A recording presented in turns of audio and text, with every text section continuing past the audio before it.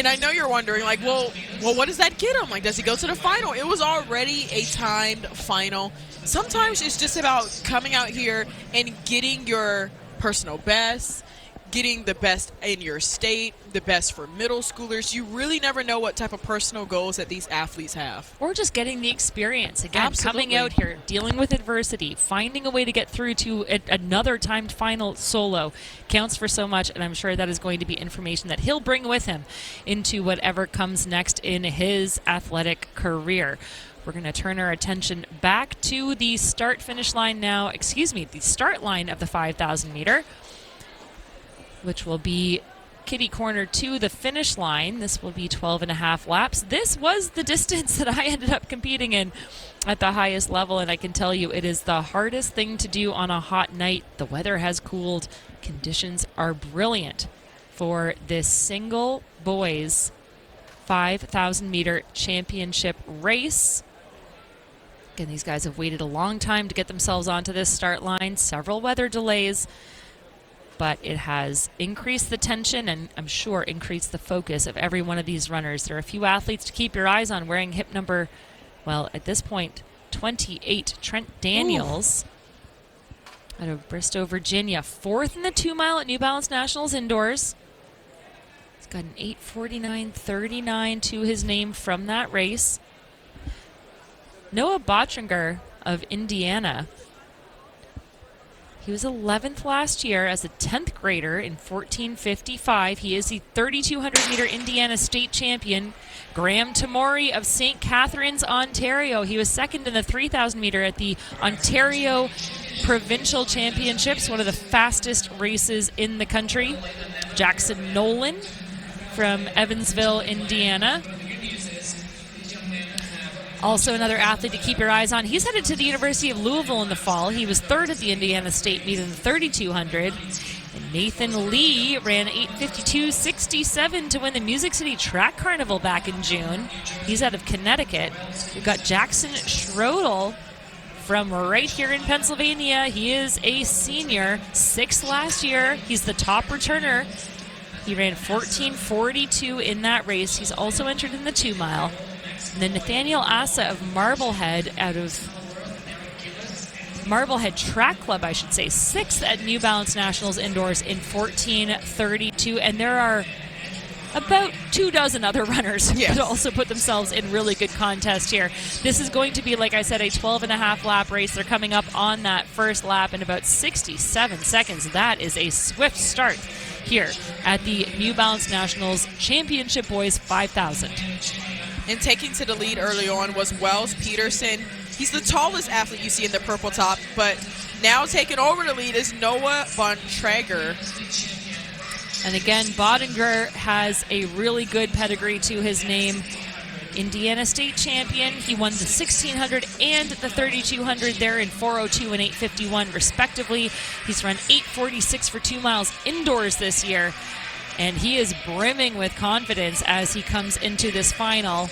And we've got, for those who can hear the PA system, Thunderstruck is resonating through the stadium. I don't think there's a more appropriate song. Man, I was just about to mention it. I was like, you know what? If they start blazing, it's because Thunderstruck is playing right now.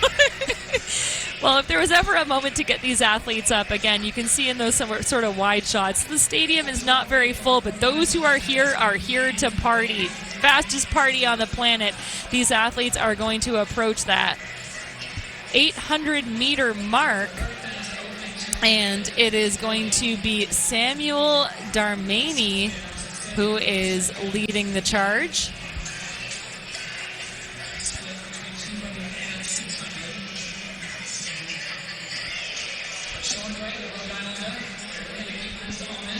So, Kate, since you said that this was your main event, how would you break it down? Like you said, there's 12 laps. What's the rundown? 12.5 laps, if we're going to be specific about it. You're Let right. me tell you, that half lap, when you're kicking, you feel it. So, you know, again, athletes really tightly packed here.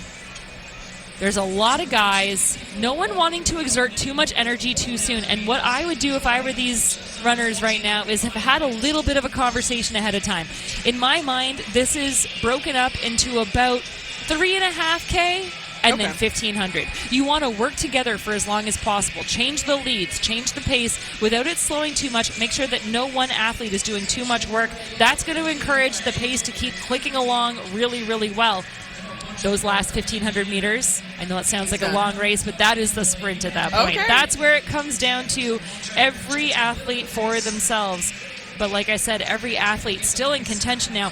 What I love to see, Serenity, is that things are starting to string out now as we enter that second 1,000 meters of this race, which means the pace is clicking along. You don't want to let it lag, especially through the middle of this race. It feels like they're going out this first mile a little bit more aggressive than I would have expected them to be.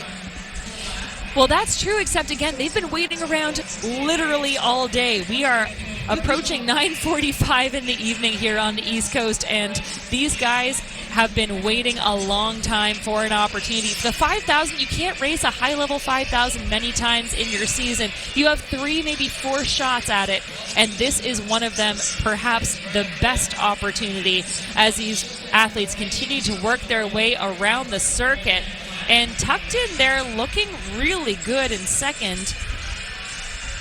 I believe that's Wells Peterson, just trying to get confirmation on the athlete there. So Wells Peterson sitting just shy of Bottringer in the lead. In fact, now it's Luke Long into the lead. And these runners coming along that home stretch, and they are going to see 2,000 meters at this next split. 2:54 on the opening K. They're going to unofficially hit that 2,000 meter mark in 5:12. So they've been running really consistent 70, 69 seconds per lap. That's exactly what you want to see. And Sean Gray has now just decided to establish himself as the leader and have the rest of the athletes work off of him. Meet record 14:21. That was set 2 years ago by Riley Howe. Well, 5:12 through that 2,000 meter mark puts them well under that pace. They are looking to run a very swift time, and I'm just wondering if these guys, again, understand what is at stake and just, again, working so hard to take full advantage here. That was 5:12, through 1,800 meters. That makes a lot more sense. So they came through the 2,000 meter mark slower than that, looking to get right under that championship record pace of 14:21.81. So many of these competitors capable of that, and it's still anyone's race. Absolutely. And you saw them getting tripped up just a little bit because it's still very bunched up. Hopefully these athletes are able to establish their position pretty good.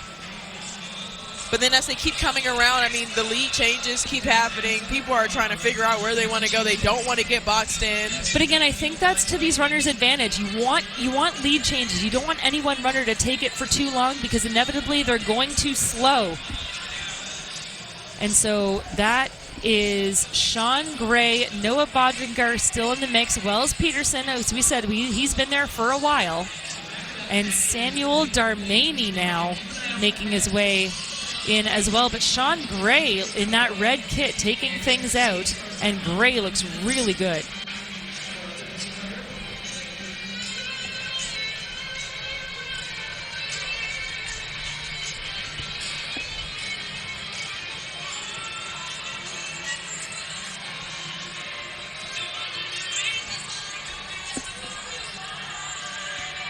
Sean Gray now tucked into second. Bottringer back into the lead.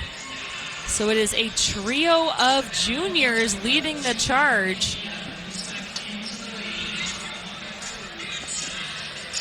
As we mentioned, Noah Bottringer, 11th last year, 14:55, just as a 10th grader. but ran 8:46 for that 2 miles indoor this year. But we also have to mention Trent Daniels, who's wearing the same uniform as well. He is moving into third. He's from Virginia. He was fourth in the 2 mile and New Balance Nationals indoor this year. He's sitting in pretty good position. Still at third, but he has Wells Peterson to his outside at fourth.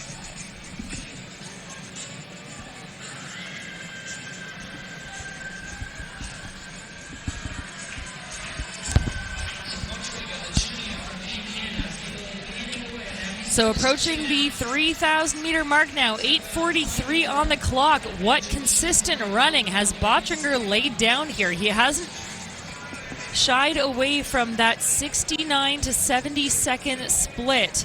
So 8:43 through 3,000 meters.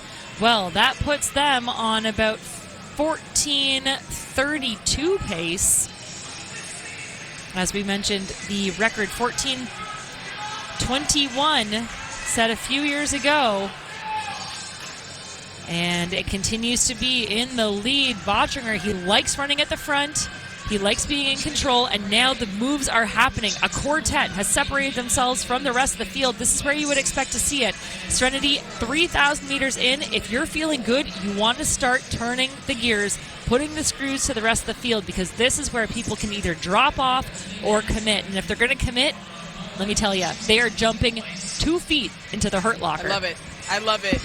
And it looks like sitting in second or third is hip number 25. That's Jackson Nolan, who has also made his move. Well, Jackson Nolan, a University of Louisville commit. He was third at the Indiana State meet in the 3,200 at 8:56.33. He's from Evansville, Indiana. And he is keeping himself in contention. But what a brave run up front by our longtime leader, Bottringer. Again, he's just a junior. He is mixing it up with some really strong seniors. Sean Gray continues to sit in second. Portsmouth, Rhode Island's hero, Sean Gray. And now he is just falling off of that pace. Bottringer made a really smart move, Serenity, right there with just over a K to go. He picked up the pace, and I think this was a bit of a test to the field. He wanted to say, all right, who's going to wake up? Who's going to come with me? Who's going to respond? And that response is coming, again, in the form of Jackson Nolan, as Nolan now makes up the gap onto the back of our leader. Bottringer continues to take things out. Sean Gray and Jackson Schodel shown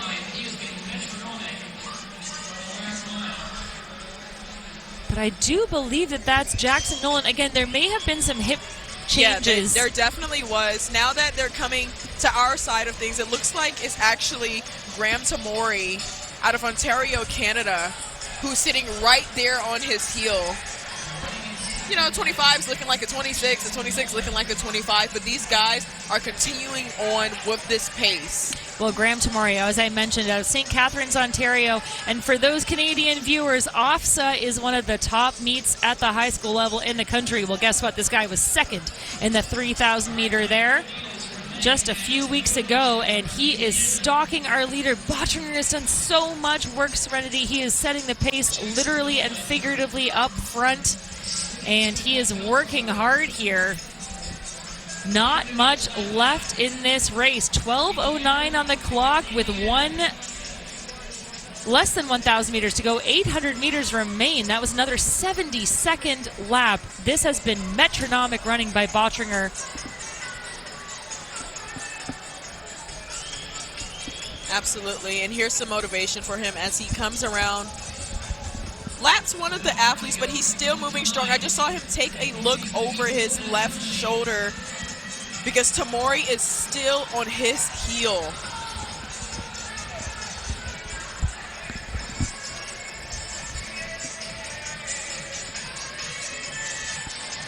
Well, it's going to be a fantastic couple of laps here to take things home.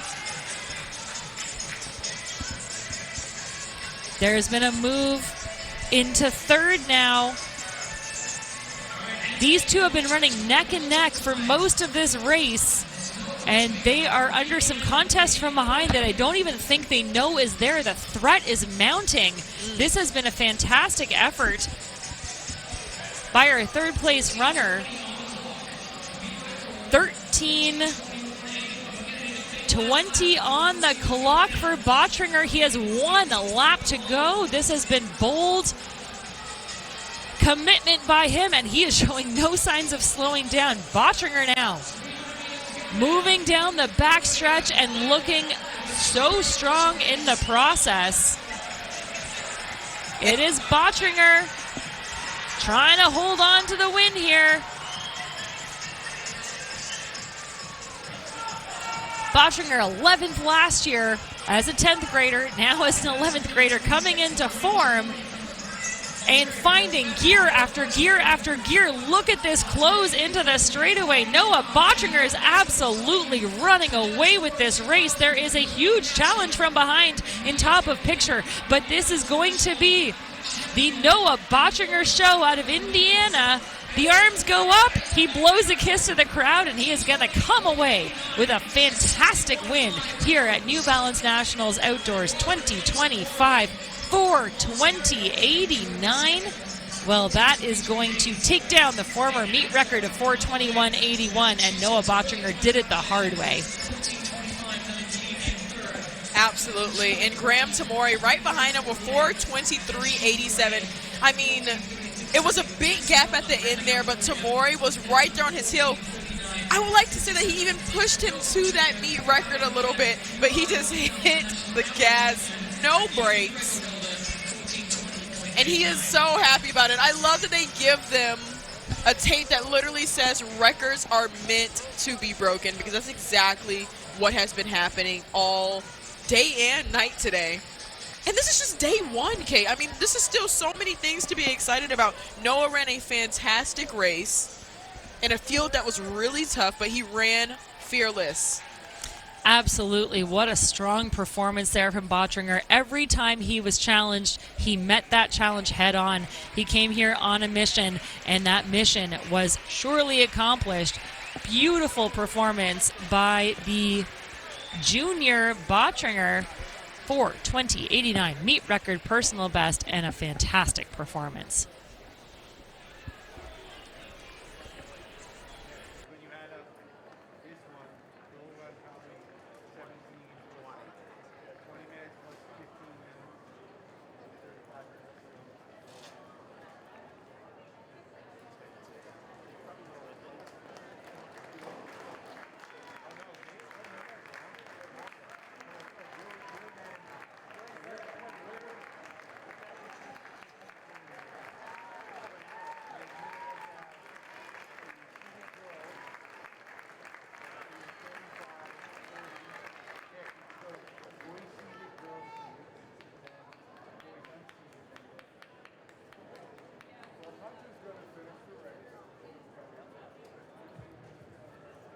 All right, folks. Our next race on the track is the Championship Girls 5,000 meters. We've consolidated our heats so we can go to bed at a reasonable hour tonight. And that means we have 48 runners on the track.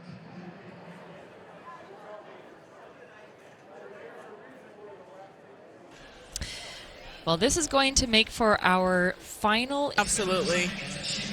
And I know you're wondering, like, well, what does that get him? Like, does he go to the final? It was already a timed final. Sometimes it's just about coming out here and getting your personal best, getting the best in your state, the best for middle schoolers. You really never know what type of personal goals that these athletes have. Or just getting the experience. Again, Absolutely. coming out here, dealing with adversity, finding a way to get through to another timed final solo counts for so much, and I'm sure that is going to be information that he'll bring with him into whatever comes next in his athletic career.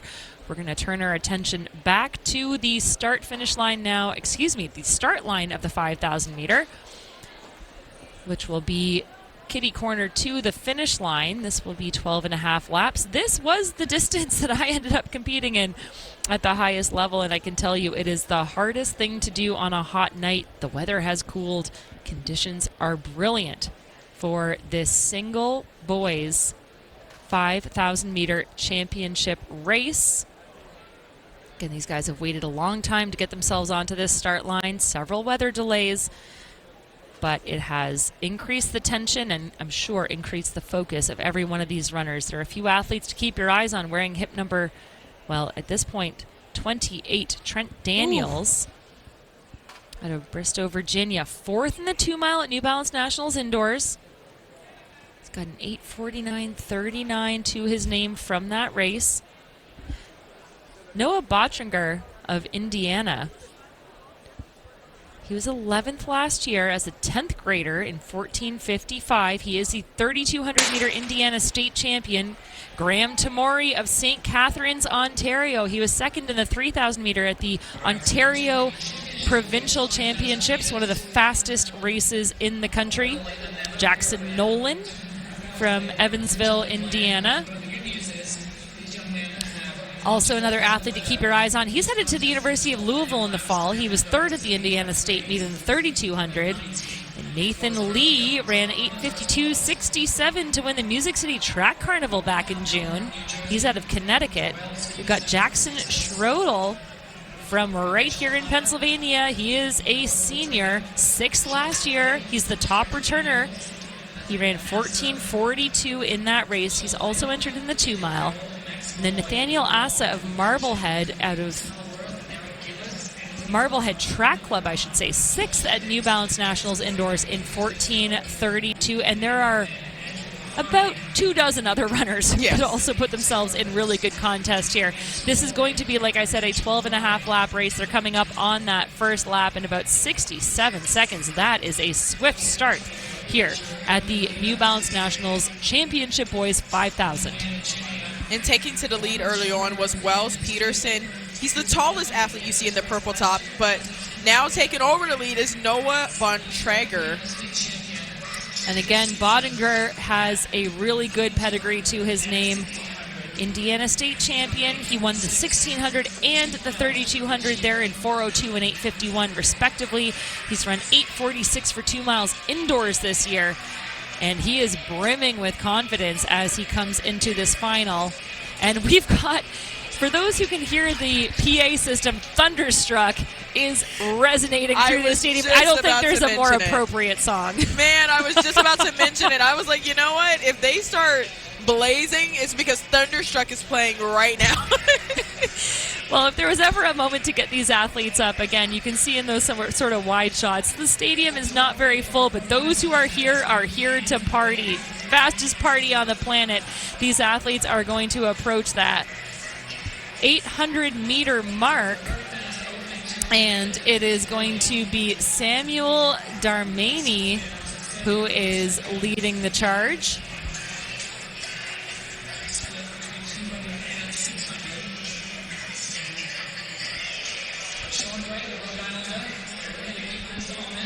So, Kate, since you said that this was your main event, how would you break it down? Like you said, there's 12 laps. What's the rundown? 12.5 laps, if we're going to be specific about it. You're Let right. me tell you, that half lap, when you're kicking, you feel it. So, you know, again, athletes really tightly packed here. There's a lot of guys, no one wanting to exert too much energy too soon. And what I would do if I were these runners right now is have had a little bit of a conversation ahead of time.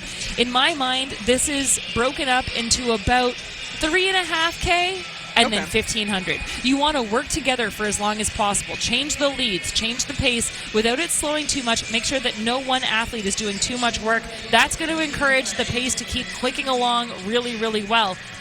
Those last 1,500 meters, I know it sounds like a long race, but that is the sprint at that point. Okay. That's where it comes down to every athlete for themselves. But like I said, every athlete still in contention now. What I love to see, Serenity, is that things are starting to string out now as we enter that second 1,000 meters of this race, which means the pace is clicking along. You don't want to let it lag, especially through the middle of this race. It feels like they're going out this first mile a little bit more aggressive than I would have expected them to be.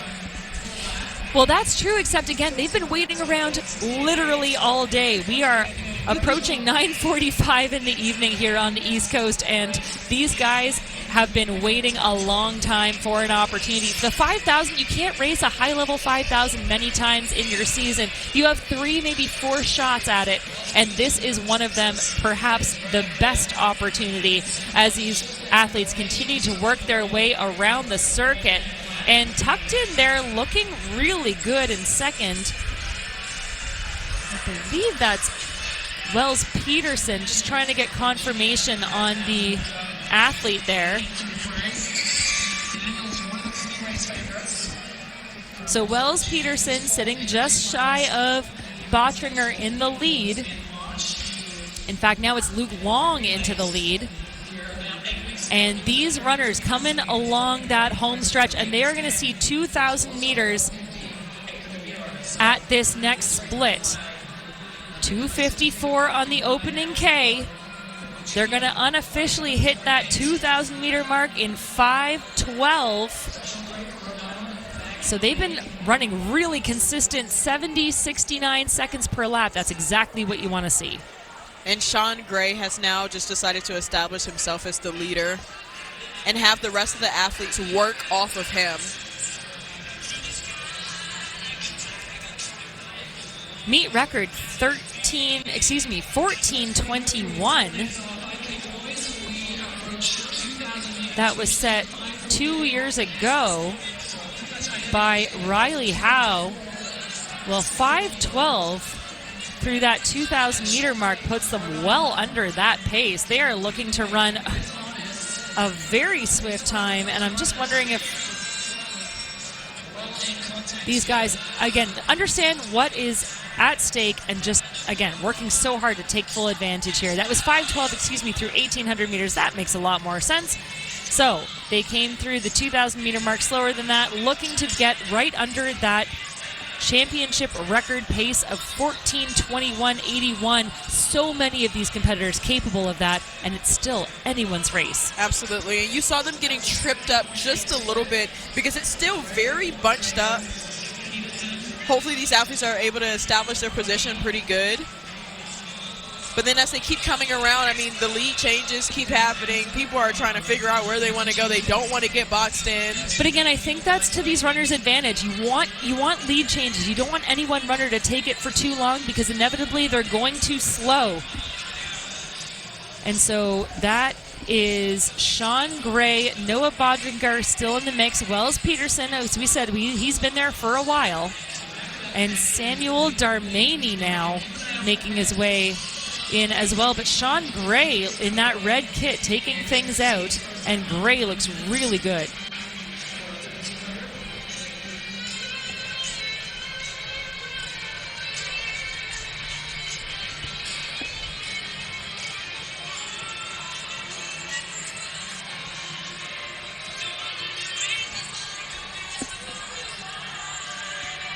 Sean Gray now tucked into second.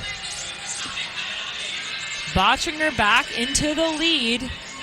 So it is a trio of juniors leading the charge.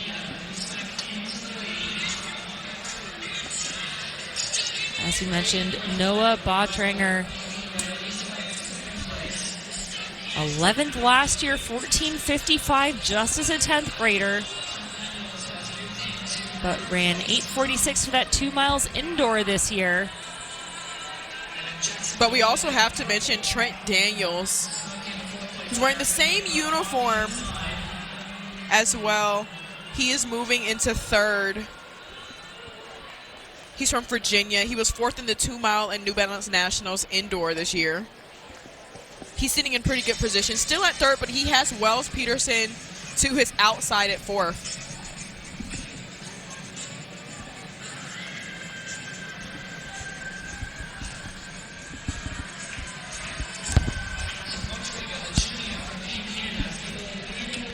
So approaching the 3,000 meter mark now, 8:43 on the clock. What consistent running has Bottringer laid down here? He hasn't shied away from that 69 to 70 second split. So 8:43 through 3,000 meters. Well, that puts them on about 14:32 pace. As we mentioned, the record 14:21 set a few years ago. And it continues to be in the lead. Bottringer, he likes running at the front. He likes being in control, and now the moves are happening. A quartet has separated themselves from the rest of the field. This is where you would expect to see it.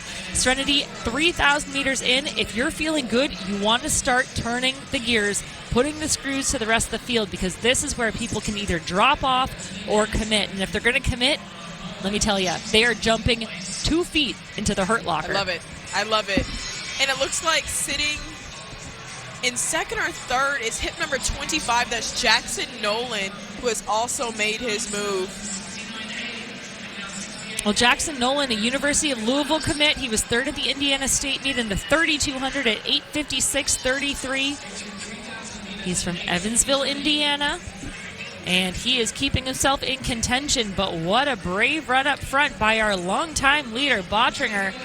Again, he's just a junior. He is mixing it up with some really strong seniors. Sean Gray continues to sit in second.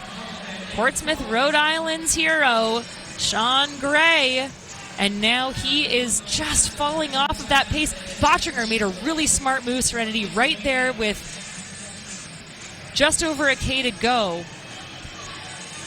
He picked up the pace, and I think this was a bit of a test to the field. He wanted to say, all right, who's going to wake up? Who's going to come with me? Who's going to respond? And that response is coming, again, in the form of Jackson Nolan, as Nolan now makes up the gap onto the back of our leader.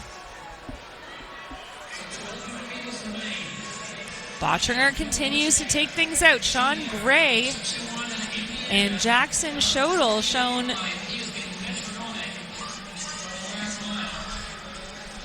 but I do believe that that's Jackson Nolan. Again, there may have been some hip changes. Yeah, there definitely was. Now that they're coming to our side of things, it looks like it's actually Graham Tamori out of Ontario, Canada, who's sitting right there on his heel. You know, 25 is looking like a 26, a 26 looking like a 25, but these guys are continuing on with this pace. Well, Graham Tamori, as I mentioned, out of St. Catharines, Ontario. And for those Canadian viewers, OFSA is one of the top meets at the high school level in the country. Well, guess what? This guy was second in the 3,000 meter there just a few weeks ago, and he is stalking our leader. Bottringer has done so much work, Serenity. He is setting the pace literally and figuratively up front. And he is working hard here. Not much left in this race. 12:09 on the clock with less than 1,000 meters to go. 800 meters remain. That was another 70-second lap. This has been metronomic running by Bottringer. Absolutely. And here's some motivation for him as he comes around. Laps one of the athletes, but he's still moving strong. I just saw him take a look over his left shoulder because Tamori is still on his heel.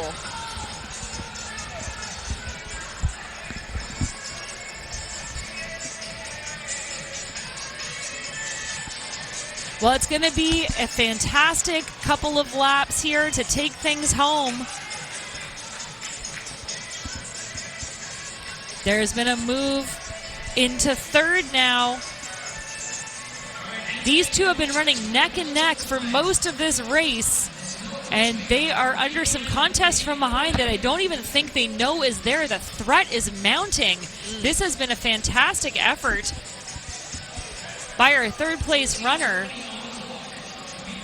13:20 on the clock for Bottringer. He has 1 lap to go. This has been bold commitment by him, and he is showing no signs of slowing down. Bottringer now moving down the backstretch and looking so strong in the process.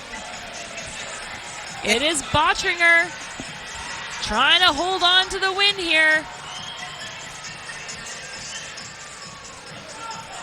Bottringer 11th last year as a 10th grader, now as an 11th grader coming into form.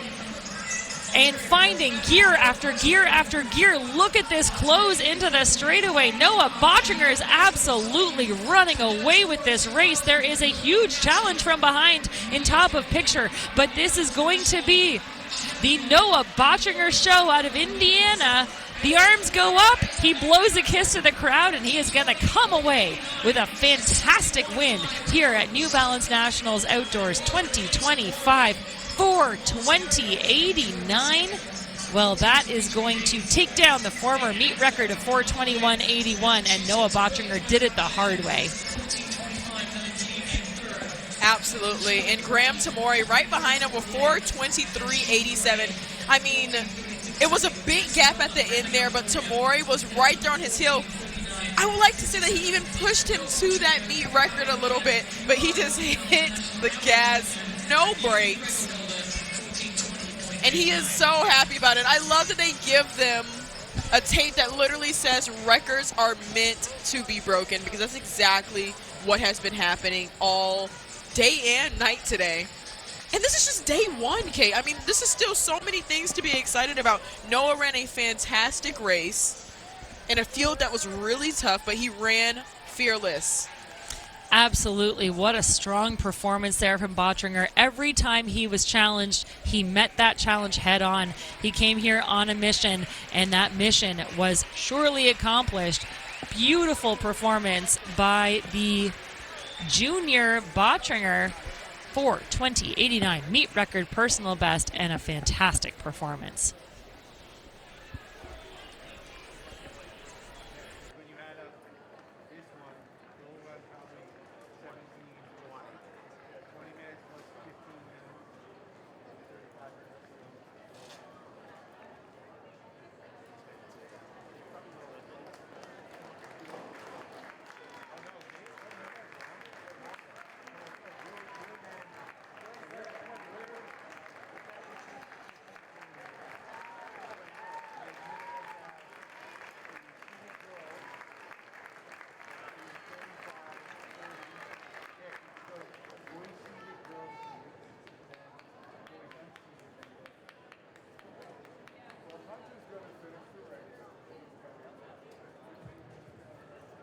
All right, folks.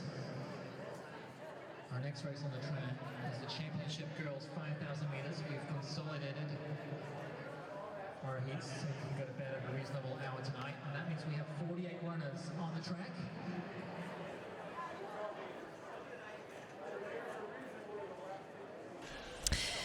Well, this is going to make for our final here at New Balance Nationals Outdoors 2025. It's been a day full of drama, both in form of the weather and the results.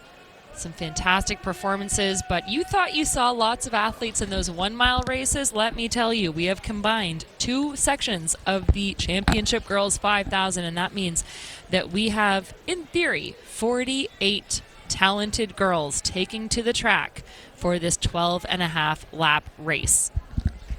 I have a feeling that this shot will be on Twitter later, because this is a ton of athletes.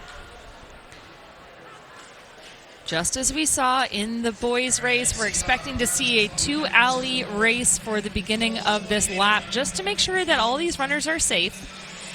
But as they make their way around, surely they will start sorting themselves out in terms of position. Championship 5,000 meter at the Outdoor New Balance Nationals. The meet record held by Hannah Ray Schaefer at 16:37.73. That was set 2 years ago. Last year's winner, 16:42.90. And of course, national lead belongs to Jade Hendegren, who is not here, but ran an absolutely astounding 14:57.93. Serenity, I went to the Olympics in this event and I didn't run that fast, and she's in high school. What? Trackflation. What did we say? Trackflation, I'm telling you. Literally trackflation. That's absolutely insane, Kate. And it also speaks to the talent level of the high school leader, let's be honest. No, it absolutely does. And it looks like who took the lead pretty early on, that's Ava Jarrell from Indiana. She's also an Indiana commit. She's up there in the black top. But to her inside is Julia Score. Yeah, the pride of Indiana, the 11th grader. She's looking really strong right now. Again, it's so hard to separate these athletes right now. We mentioned 48 on paper are taking to the field, and that means that there's lots of traffic. In fact, this is maybe the most impressive thing about this field early on, Serenity. We only have one scratch. Wow. That's right. 48 girls were set to take to this field. 47 of them are on the track at the moment after multiple weather delays. Again, like you said, the parents pay a lot of money. The kids work really hard. The coaches are committed. Absolutely. It all coalesces into this beautiful set of perfect circumstances for a fantastic performance. And things looking a little pedestrian at the moment. Look at this. This is more like a cross-country fartlek workout than it might be an actual 5,000-meter championship race. We will expect things to keep clicking along. I think these athletes just knowing how many girls are on the track, not wanting to exert more energy than they need to early days, but it's going to have to be someone who's going to make a move because otherwise things will continue to bunch up. And wearing hip number 21, that is Virginia Krause right now, who has decided that she is going to take the lead. And why not? She's right here in Bethlehem, Pennsylvania. Put on a show for the home favorites. Absolutely. And like you mentioned, I mean, they're here. They traveled all the way here. I can hear their, I know what my mom would say. She would say, you're getting on the line. And that's just that. Sorry. Well, getting on the line and then making the most of it. And as they come around that turn into the home stretch, things are starting to string out. So that means that the pace is clipping along nicely. Again, it just takes a few laps to sort out this many athletes. And when you can kind of find your stride, find your position, that's where the separations start to happen. It's a little bit difficult to see there on screen, but there really are two races developing. There's a front pack of about a dozen plus, and then a few stragglers, and then a back half of the pack. Again, this was meant to be two sections, and they've combined them all into one. So we may see some lapping happening eventually. But right now up front, it continues to be our local athlete, Virginia Krause, the junior out of Bethlehem, Pennsylvania. She's shorter in stature, but very strong, very muscular. She's looking really good at the moment. And following her is Maya Sirwas. And Sirwas out of Barrington, Illinois, just a 10th grader, 9:59 for the 3,200 earlier this season, Indiana state champion, and was 8th in the 1 mile at New Balance Nationals indoors this year. And Mia Sirwas just working to her outside, actually. She ran the 3,200 at the Music City Track Carnival. That was this month. So she has some racing under her, which is good. Yeah, again, these athletes, you know, for all intents and purposes, as we said, this is a very, very high-level exhibition meet. That's what you want at this level. No one's trying to qualify for nationals. Hey, here we are. We're at nationals. Of course, these times matter. The meet records matter. It matters for your resume. But this is an opportunity to showcase all of the work you put in, not only in the outdoor season. Serenity, you get this. These runners have been working hard indoors, and especially in an event like this, they've been working hard since September. Oh, absolutely. They ran a full cross-country season. They ran a full indoor season. Here they are on display on the outdoor circuit and just absolutely dominating, looking brilliant. They're making a good move is Callista Garmer, one of two Garmer sisters that we're going to see out of Knoxville, Tennessee. Callista Garmer, 16th at New Balance Nationals indoors in the 2 mile. She is the Tennessee Division II state champion. Just a junior, but full of talent and brimming with confidence.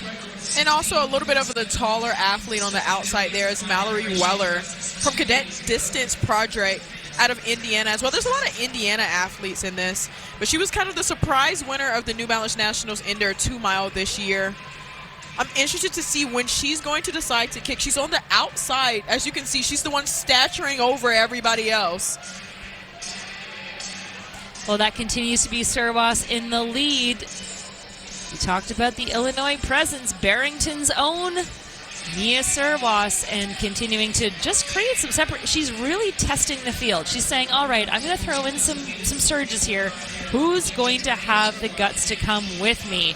Abby Faith Cheeseman is one to watch, and she has moved herself decisively into second. That diminutive figure who has so much incredible experience behind her. She was third last year in 16:45. She has entered in the 800 and the 1 mile. So she's got speed. She's got a ton of endurance behind her. She's headed to Virginia, and she is one of the most poised athletes I've ever seen. Listen to a post-race interview with Abby Faith Cheeseman. She will tell you exactly how to run every race, and every time she talks about it, it comes to fruition. Well, you know what you call that, Kate? From the 800 all the way up to the 5K, you call that range. And I think that's exactly what some of these athletes need going into college, because once she gets up to Virginia, the coaches will end up picking what she's really good at. It'll kind of just fall into place, but she's giving them options. Such a good point. That's what, most of these collegiate coaches are looking for, is that range of options. Put those words together, that is a perfect package. More importantly, though, Abby Faith, she's professional, she's committed, she's focused, but she always seems to have a good time with it as well. She unfortunately had a hard fall at the indoor New Balance Nationals this year, ended up finishing 13th in that 2 mile race, still rallied. And again, shows her sensibility. It shows her ability to come back from difficulty and overcome adversity, as all of these runners have after these weather delays. So Abby Faith Cheeseman sits in second out of Bell Buckle in Tennessee. But just ahead of her, our longtime leader in this race, wearing hip number 17, that is Mia Serwas, the youngster. And then who moved up in 4th place just now was Caroline Trevette from Cardinal Track Club out of Gainesville, Virginia. She was 7th in this event last year. But this is her senior year. This is her senior year. I'm sure she wants the top 3 position, podium spot. So she's hanging with the gang up there in the front. Hanging with the gang, and it is a gang of about 7 girls at the moment. Call it 6 plus 1. And we are into the real meat of this race now. 8:40 on the clock. We are not far away from that 3,000-meter mark, and this is where things get really interesting in a 5K. This is where it's a little bit do or die. You know that you are starting to feel the fatigue. You also know that you have a decent amount of racing left to go. And let me tell you, Serenity, when I got to 3,000 meters in my 5,000, that's where you have to make a choice. Every lap is a choice to stay with the pace. I talked about diving headfirst or full feet into that hurt locker. You have to commit to that and just go with it every single step of this race. Absolutely. And I like where Abby Faith Cheeseman's position is. I was looking at her eyes, and she's keeping it right on her heels, which is exactly what you need, right on Mia Serwas' heels. Well, again, Abby Faith has had such a storied career in her high school performances. She's been all over the top 3, top 5 performance list. She's in the record books, and she's, again, overcome adversity. She knows what it's like literally to fall and come back.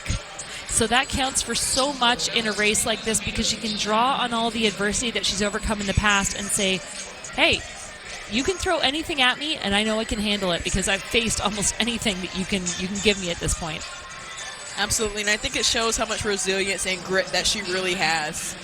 She is headed to the University of Virginia in the fall. She's that smaller figure tucked into second right now. And this group of 5, my goodness, could you ask for a more talented quintet? But for the longest time now, at the front, it has continued to remain Serwas. She's very comfortable tucked in up front.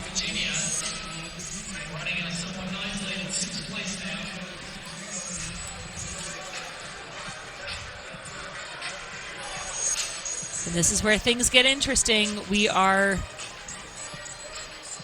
just about 5.5 minutes away from crowning our champion.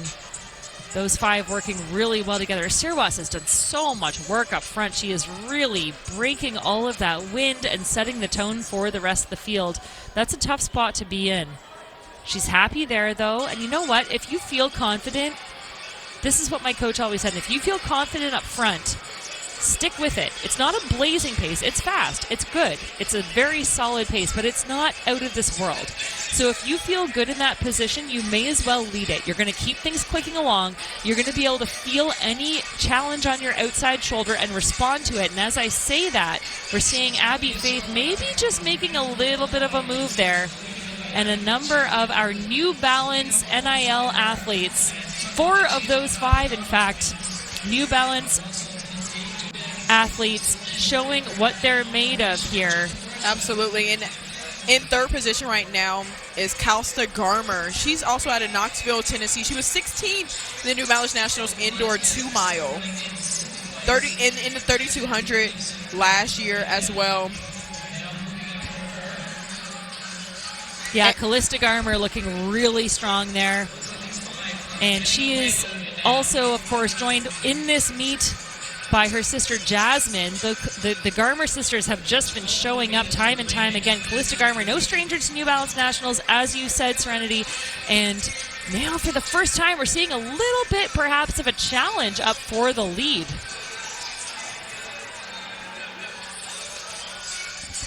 Now these ladies are starting to go for it, Kate. Well, that is Abby Faith Cheeseman, who has just been stalking our leader, Sirwas, this whole time. Again, she's a strong 800 runner. She's a strong miler. She's a strong cross-country athlete. This girl is the whole package. She's headed to Virginia. They are the very fortunate recipients of a tremendously talented and wide-ranging runner in the form of Abby Faith Cheeseman. She fell indoors. She is not going to let that happen again. She's moving to the outside now. Not much distance separates these 5 runners from glory here at New Balance Nationals outdoors. Many of them seniors, many of them here for their very last time. And they are looking to put their mark not only on this field, but on the competition more generally and cement their names in the history books.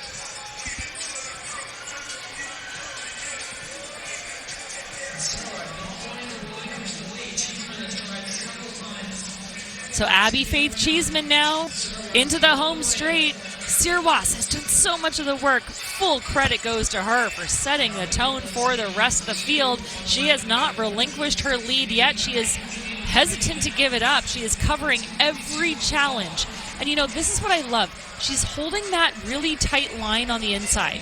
She is running the shortest distance. She is forcing every athlete to run around her if they want to dare to pass her. Many have tried. So far, none have succeeded. Sirwas just matching every single change of pace, every single stride made. Abby Faith Cheeseman has made that challenge multiple times. She has mounted effort after effort, but unsuccessful so far in taking the lead, and a quintet down to 4 as we come down to the final 600 meters. I think at this point she just needs to take it if she's going to. Running with her right there, shoulder to shoulder, is not the best move to do going into the curve, because it can get pretty difficult when she has that advantage to the inside. But if she can slingshot herself off of this curve, then she will be successful.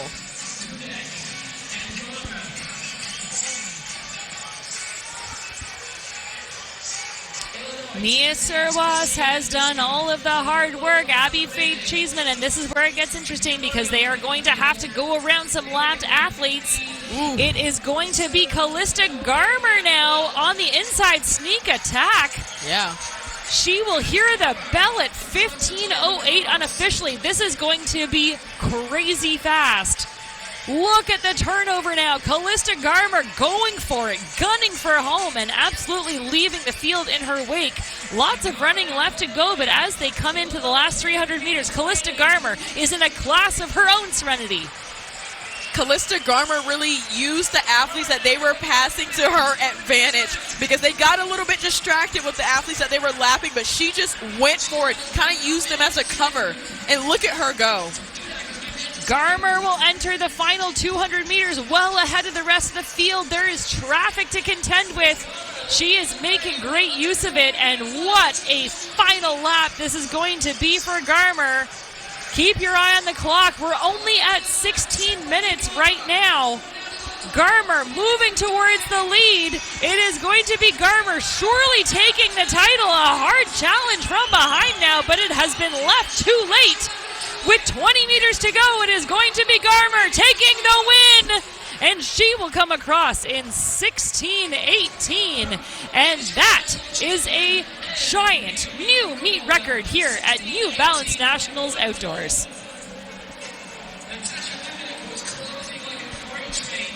And what an insane charge from Natasha Dudek with 16:18.78, but it was all Callista Garmer. What a year Callista Garmer has been having. She's the Tennessee Division II state champion. She's already run 10 minutes in the 3,200 this year. She was 16th though, Kate, at New Balance Nationals indoor in the 2-mile.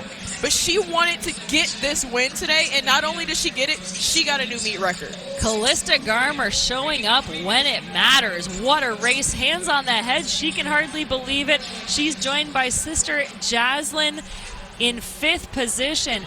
But Callista Garmer, new meet record by an enormous margin. In fact, well, several of our top athletes, at least 5 under that former record. And Natasha Dudek, she is only a 9th grader. She could be in the freshman race, comes through. She was part of that quintet that became a quartet, that became a trio, and eventually came home with the 2nd position, 16:18 as a 9th grader. Well done by Dudek, but Callista Garmer, this is going to be a race to remember. Absolutely. Just as a junior, I love seeing the surprise winners, if you will. I wouldn't necessarily call her an underdog because she's been at these New Balance Nationals before, but I was just not expecting for her to make the charge that she did. Like I said, she kind of used the athletes that they lapped to her advantage, distracted the other girls because they were all bunched up. And hopefully we can take another look at it. But they were all bunched up as they were lapping some of the athletes. But then they divided and conquered, and she just went for it. Well, she sure did. And again, never think about a previous experience unless it's a good one. Think about what you're capable of. That's what we saw on track tonight. Absolutely. And just so many girls in this heat. 47 total girls to run. And there weren't any falls, I gotta mention. But Callista Garmer just absolutely dominating. Even getting charged by Dudek right behind her, but she just ran out of track because it was all Garmer. Well, we're getting word that Natasha Dudek, we should mention, 2nd fastest time in history in the state of Michigan by a freshman, 16:18.78. Brilliant performance, and full credit goes as well to our 3rd place finisher, Serwas. She really set the tone for this race, did so much of that hard work up front. The Barrington, Illinois, we should say she's only a sophomore. Lots of racing left to come for her, but she is going to take 3rd place here at New Balance Nationals Outdoors 2025, the fastest party on the planet.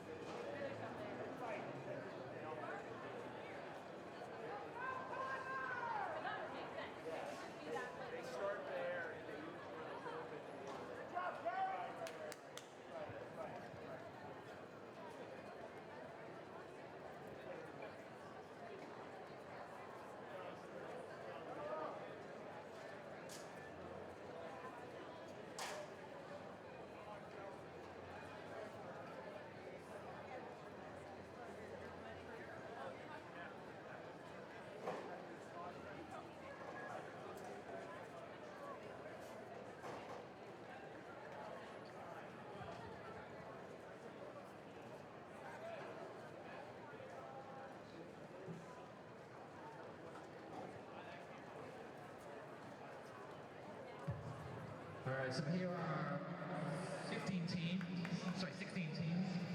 in this 4x1 mile. On the inside, going number 1 is Ina Trackler, that's Riverside High School from Durham, North Carolina. Going at number 2 is Morris Track Club, which is St. Peter's Prep in New Jersey. Going 3 is St. Johnsbury Academy out of Vermont. Group number 4 is Charlottesville High School out of Virginia. Well, we are going to round out day one here at New Balance Nationals Outdoors 2025 with some very exciting distance relay action. We have our 4x1 mile relays on track. Thanks so much for sticking with us through this broadcast. We're glad that you're tuning in. We're glad that you're watching us live. We are having a ball here on track. Kate Van Busker joined by Serenity Douglas. It has been a very interesting first day, but we wouldn't expect anything less. Meet records have gone down. National records have been contested, and we're going to close things out again with this 4x1 mile championship relay. We'll start with our seated sections. On the boys' side, we have Eno Track Club. They're joined by the Marauders, St. Johnsbury, Charlottesville, Woodbridge, Manhasset, Hall Track Club, East Lyme, Manheim Township, Hawks Track Club, Boston Jesuit, Haddonfield, American Fork, Colts Neck, Oregon Distance Project, and Harriman. So 16 teams set to take to this very quick 4x1 mile relay. Athletes will stay on that, again, outside of the rail and then move into the rail right away. Expect this to be very, very quick. Serenity, we've got some fantastic teams taking to this competition. We absolutely do, Kate. What a perfect way to go out, and that is with a relay. Just jumping out in their start, that's Boston Jesuit Track Club. Just blazing.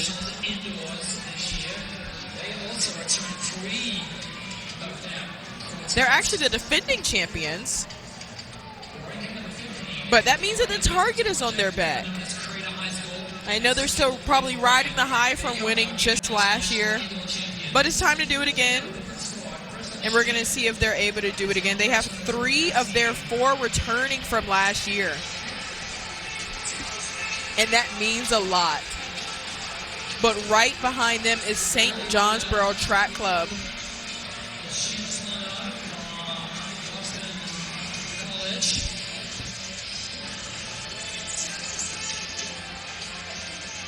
Now, something of note with these relays, especially when it comes to distance relays, it can get extremely choppy. You definitely don't want to drop a baton. I am not jinxing these athletes, but it does get pretty scary when they're all elbow to elbow. And they're carrying sticks in their hands. It can get pretty tough. But still out there leading is Boston Jesuit.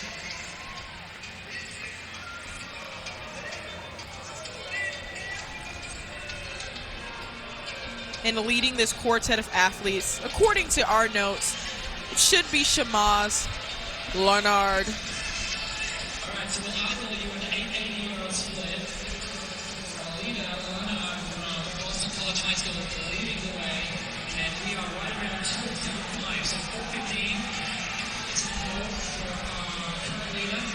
.415 for our current leader.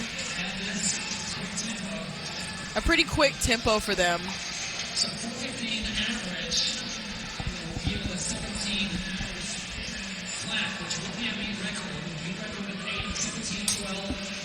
And right in their view should be the meet record held by Union Catholic from 3 years ago out of New Jersey. But pushing the Boston Jesuit Track Club is St. Jonesboro right to their outside, but now making a charge to their further outside.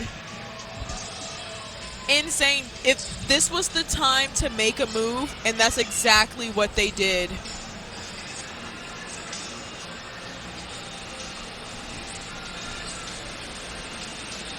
And it looks like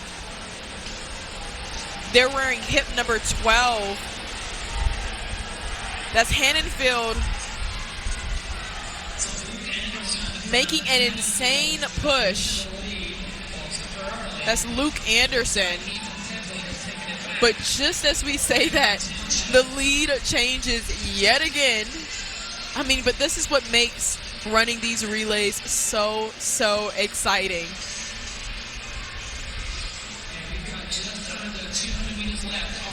Just under 200 meters left. And who just made that other lead change was Mannheim Township Track Club. That was Ethan Heffley. And the defending champs have now dropped back to about 5th place now, because it's all Mannheim Township Track Club, who are now about to hand off first from Ethan to Mason Scheffler. Excellent opening split there for Mannheim Township. They should be really happy with that. 4:14.82 unofficially for that opening leg.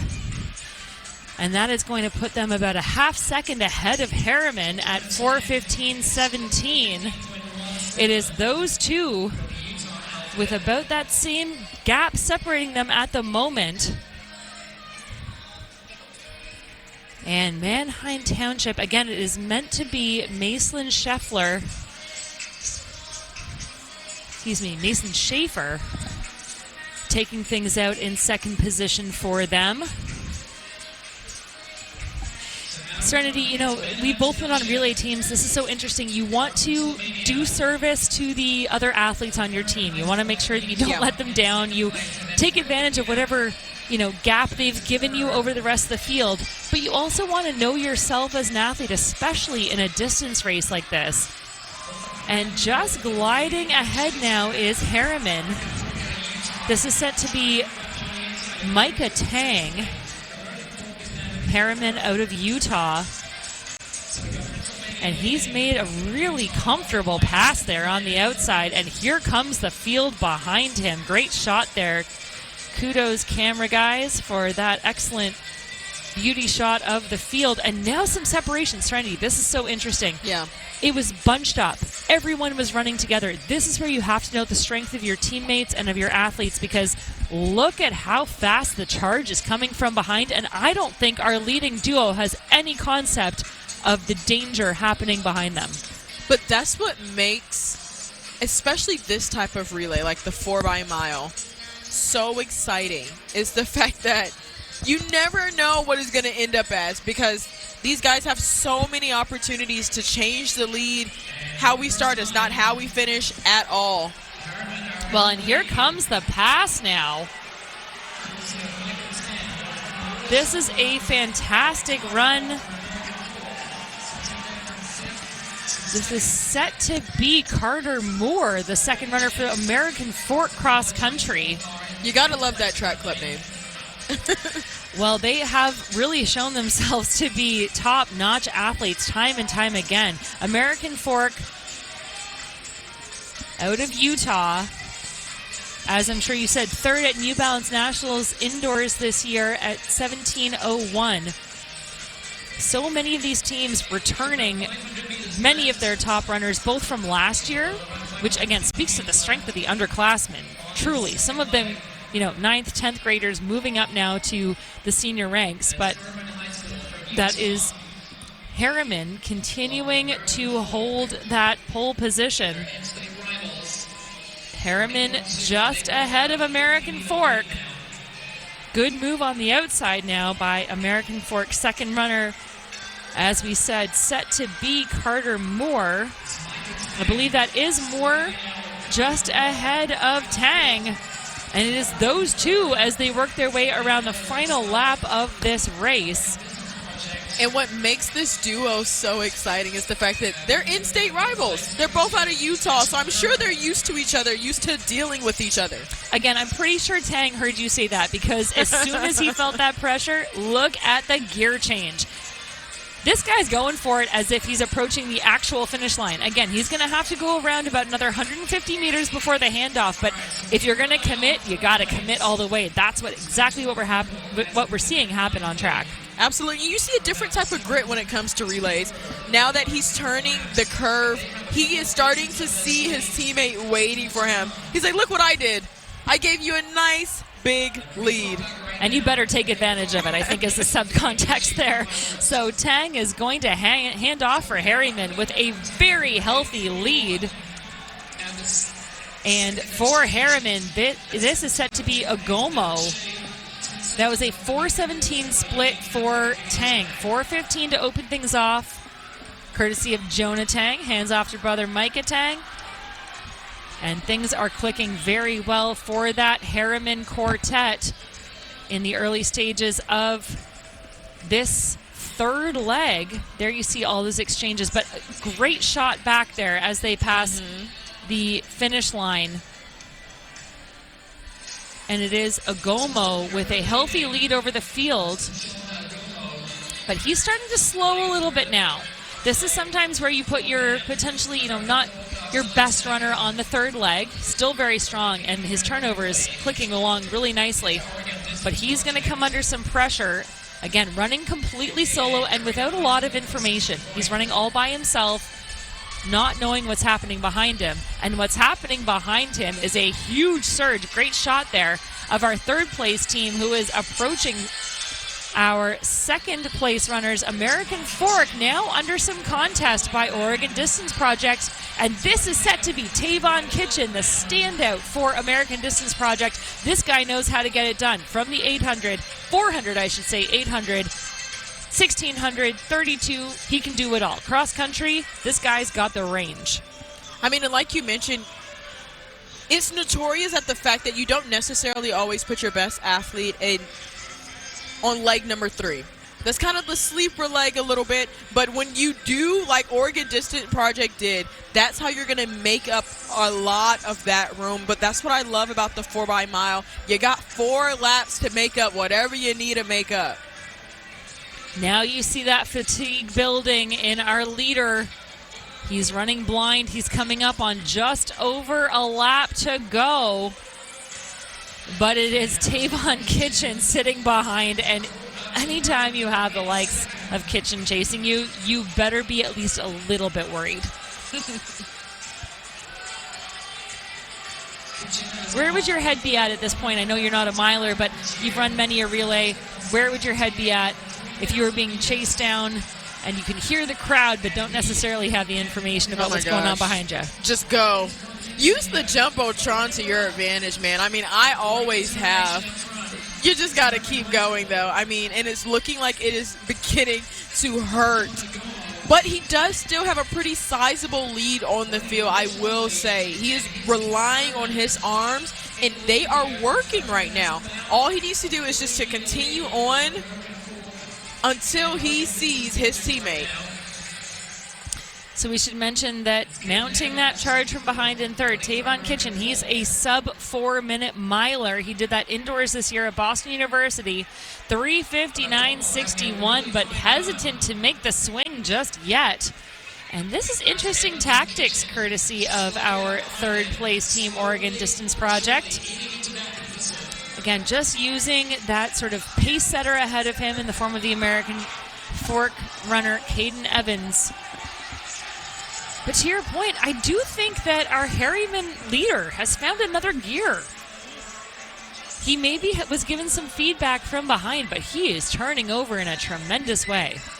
You know what it was? He passed by his teammates right when it started to hurt. I'm sure they've been cheering for him the whole time, but this is when he has needed it. And as he is coming around that final curve, he should be able to see his teammate now. And that always used to encourage me, just seeing their face, kind of like as a plea of like, hurry up and get this baton out of my hand. Well, he is about to do just that. I understand that desperation well. It's on the face of our leading team, but what a run there for Harriman. That was Ogomo, who is going to hand off to Jackson Spencer. 4:16. Well, look at the trio that this team has already put together. 4:15 opening mile, 4:17 second mile, 4:16 for that third runner. And now Spencer is going to take things home for Harriman. American Fork hands off about 2 seconds back, so they are very well in contention. And Oregon Distance Project, 12:53.22. That was a 4:11 mile for Tavon Kitchen. And he has really asserted that team into a strong third place finish. It's going to come down to this last leg. Now, I will say Jackson Spencer has gotten a bit of a faster start, and that tends to happen on relays, just the adrenaline of it all. You saw your teammate just running his hardest into you, but you got to know your pace because like I said, I mean, this is a mile. There's 4 laps for them to gain on you. Make sure you take it out very strategically. Well, Jackson Spencer coming off of a series of really good runs this year. He has set PRs in the 800, the 1500, the 1600, the 1 mile, the 3000, the 3200. Need I go on? Woo. This guy is at the top of his game. And again, that confidence counts for so much when you are chosen to be the anchor of a very well-positioned team to take home the win in this 4x1 mile relay.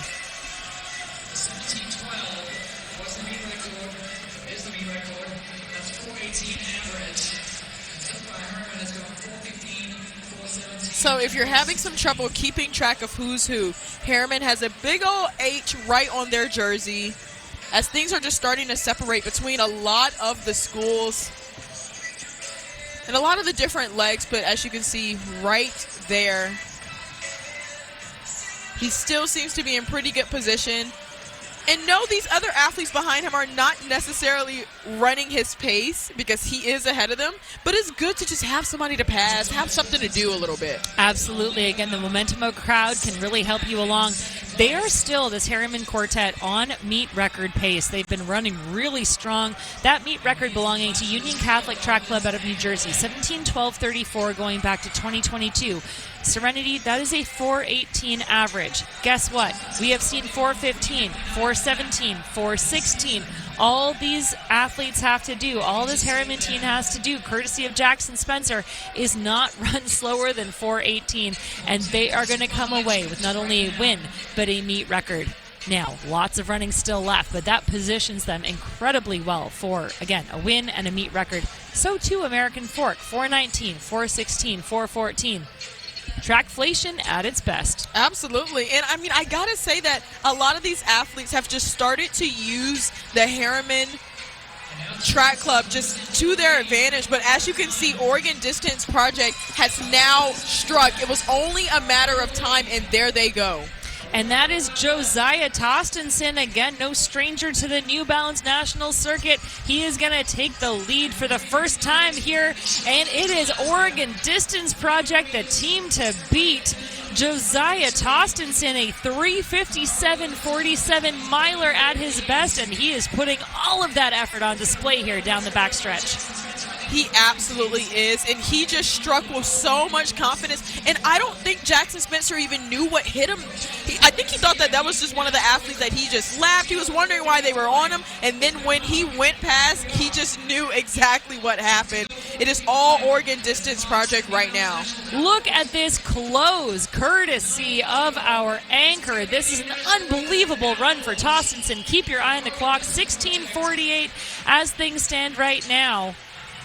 And what a run for Tostenson. That is an enormous meet record, 16:57.69.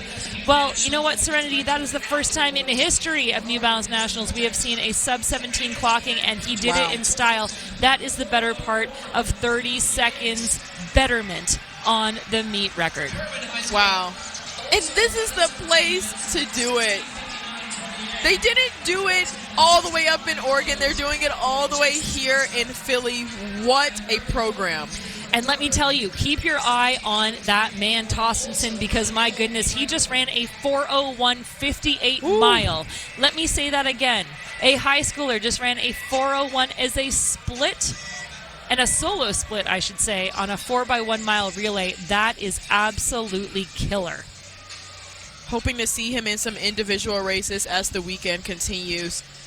What an absolutely amazing relay. Well, and you can talk to the feeling of coming across that line, having your teammates waiting for you, know that they did all that work to get you in a position to show your best. What a feeling that must be. Oh, absolutely. And they're just acting like it's nothing. I mean, hey. Well, they've got lots of running left to go. These guys have to get back to the hotel and relax, recover, come back for the rest of the weekend. But what a way to kick things off. Brilliant performance there. Under some windy conditions, but what a race. And as you can see, they were just gunning for it from the very beginning. They were really aggressive.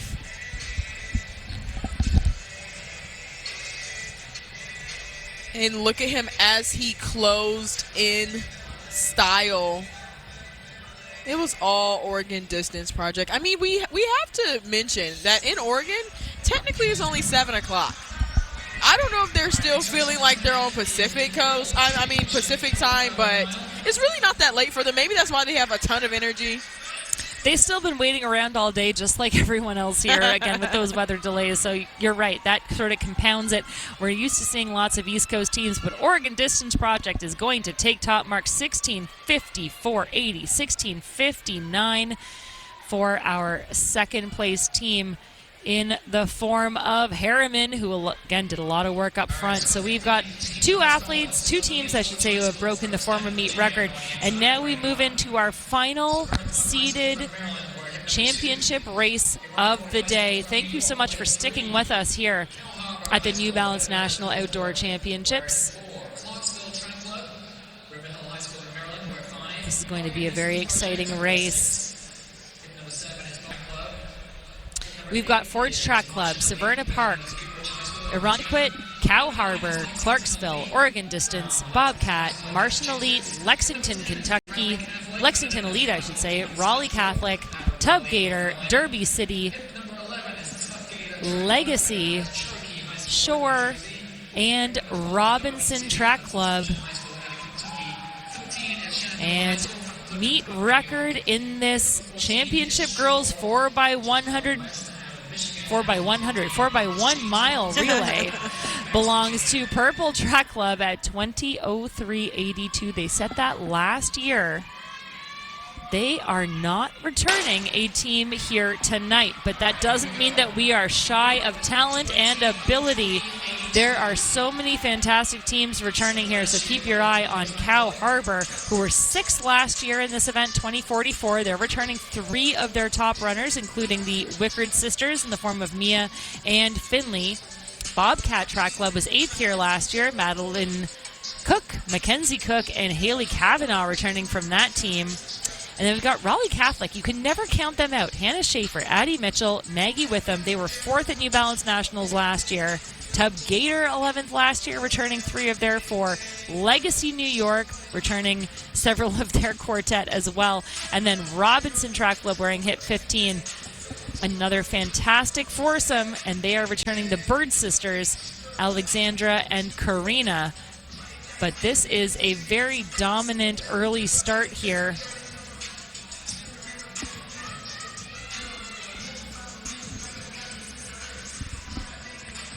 And again, what's interesting is we have lots of teams with sisters competing, brothers and sisters, but especially on the girls' side, we got lots of teams with sisters, including hip number 5. Clarksville Track Club, I mean, they're returning all 4 of their athletes, but like you said, the sister, Lauren Vermani and Morella Vermani as well. They were 10th at New Balance Nationals out there just last year. But I think it says a lot when you have the chemistry of returning the athletes. Returning the athletes and then doing it in sibling form, I'm not sure if there's magic that that compares to that. But right now, that is Clarksville Track Club. One of the 2 sisters we talked about, Lauren Vermani, out front. And she is setting the tone for the rest of the field. She's an excellent front runner, happy to take things on at the lead. And, you know, she really took things out over that first lap. She slowed a little bit, and I think that was wise. Got herself out of trouble, and then let the rest of the field catch up. Let's test them. Let's see what they're made of. Let's just take a beat. Let the momentum of the rest of the crew, like, show up with me and carry me through, and then make some moves in the back half of this opening 1 mile of the 4x-mile relay. Absolutely. I mean, if we haven't learned anything already, is that these lead changes are going to continue to change. There's just so much distance for it to happen, really. When you saw a bit of a bump there, in the lead, that was actually Raleigh Catholic, of course, in that distinctive blue kit. A little bit of a push there by Clarksville on the outside. That's Lauren Vermani, who is just trying to establish her position. She's sitting on the outside now as we have a lead change. Early days there for Raleigh Catholic was Hannah Schaefer. And now it really is 6 teams who have created some distance between them and the rest of the pack. And again, with the depth that we have in this relay, that is not unsurprising. We've seen records go down both indoors and outdoors several times over the last 2 years.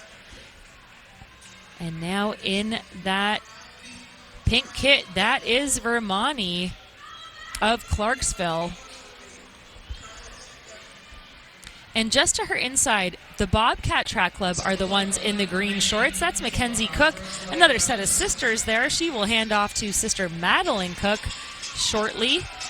8th last year at these national championships in 21:02. Both Cook sisters plus Haley Kavanaugh returning from that team. And right now still leading is Derby City. That's Leah Pennick. She just has these long legs and she's just been striding it out. And she only has about 250 left to go before she hands off the stick. Well, this is a big move there by Derby City out of Kentucky. Assumption High School out of Louisville, in fact. And just trying to get a read if that's Pennick or Perkins. It was set to be Perkins as their lead leg, and just trying to establish exactly which runner that is. Regardless, it is a very strong push to the front. And she is going to hand off in the lead. Now, we should mention a fast charge from behind. That is Bobcat Track Club's Mackenzie Cook, who's making a push around the outside. But it will be Derby City with a fall at the handoff, but she is going to hand off cleanly. And for Derby City, it is set to be Brooke Greenwell taking up the second leg. Kind of an awkward way to hand off, especially for a distance race. It kind of feels like she went into it like a 4x1 stick exchange. When the way to do it, you just run out, you turn around, you grab the baton, and you're good. But I'm happy that no athletes were injured by that one.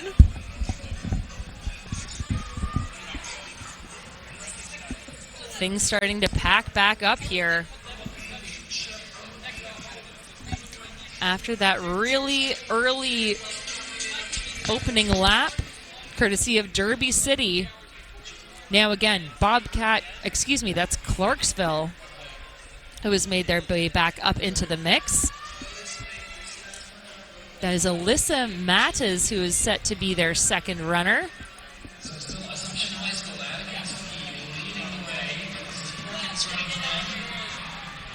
And that is Mattes taking things out, but check out hip number 15. That is Robinson Track Club's Ariana Lopez, who has asserted herself back in a very dominant position and now contesting on the outside with less than 2 laps remaining in this second leg.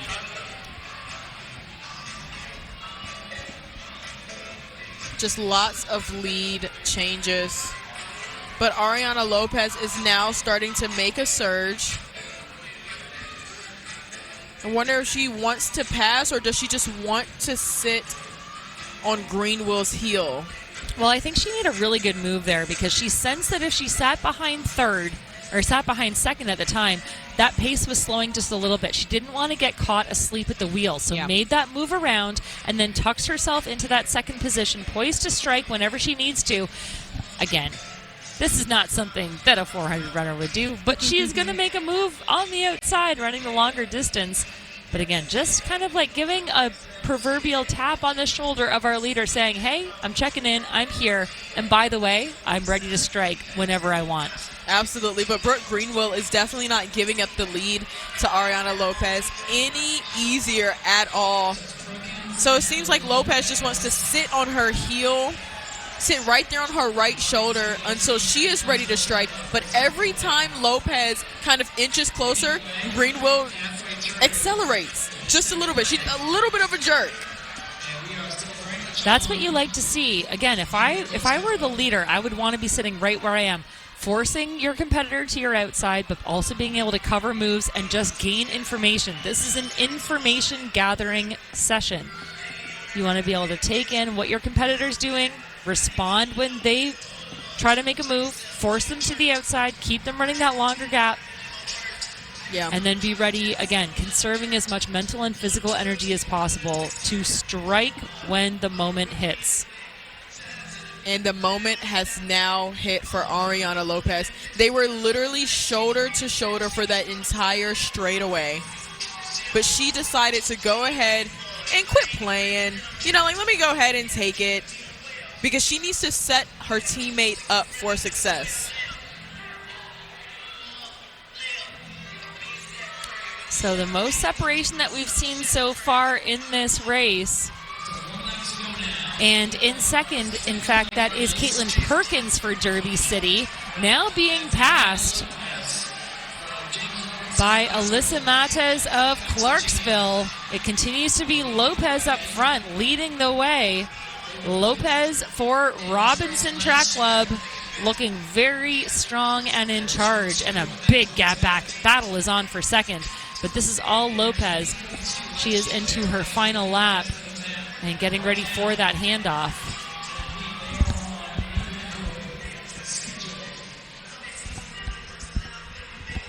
And as you can see, she is starting to lengthen that gap. She just went for it. And now the adrenaline of about to hand it off starts to kick in. It is Lopez in the lead. Lopez running solo at the moment. She is likely to hand off in first, but there is a challenge from behind.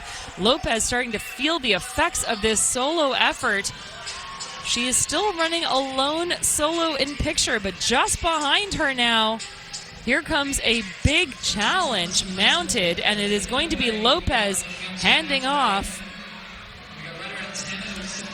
Lopez for Robinson Track Club will give the baton to her teammate, but now Legacy comes out of nowhere. This is Layla Bouzri for Legacy, who has moved her way into second. So Legacy Track Club out of Shenandoah in Clifton Park, New York, and Layla Bouzri was part of that 9th place finishing team at New Balance Nationals Outdoor last year.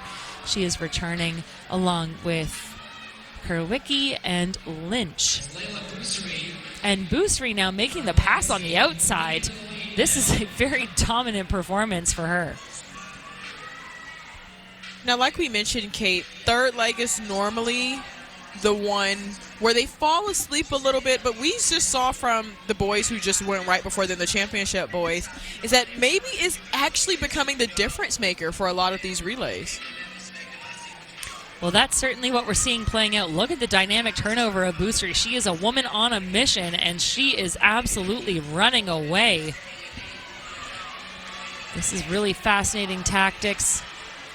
Bouzri, the third leg runner for Legacy. And she is running away from Karina Bird. We saw Sister Alexandra Bird lead things off for Robinson Track Club, but this is all Layla Bouzri of Legacy. And she is increasing that gap with every step.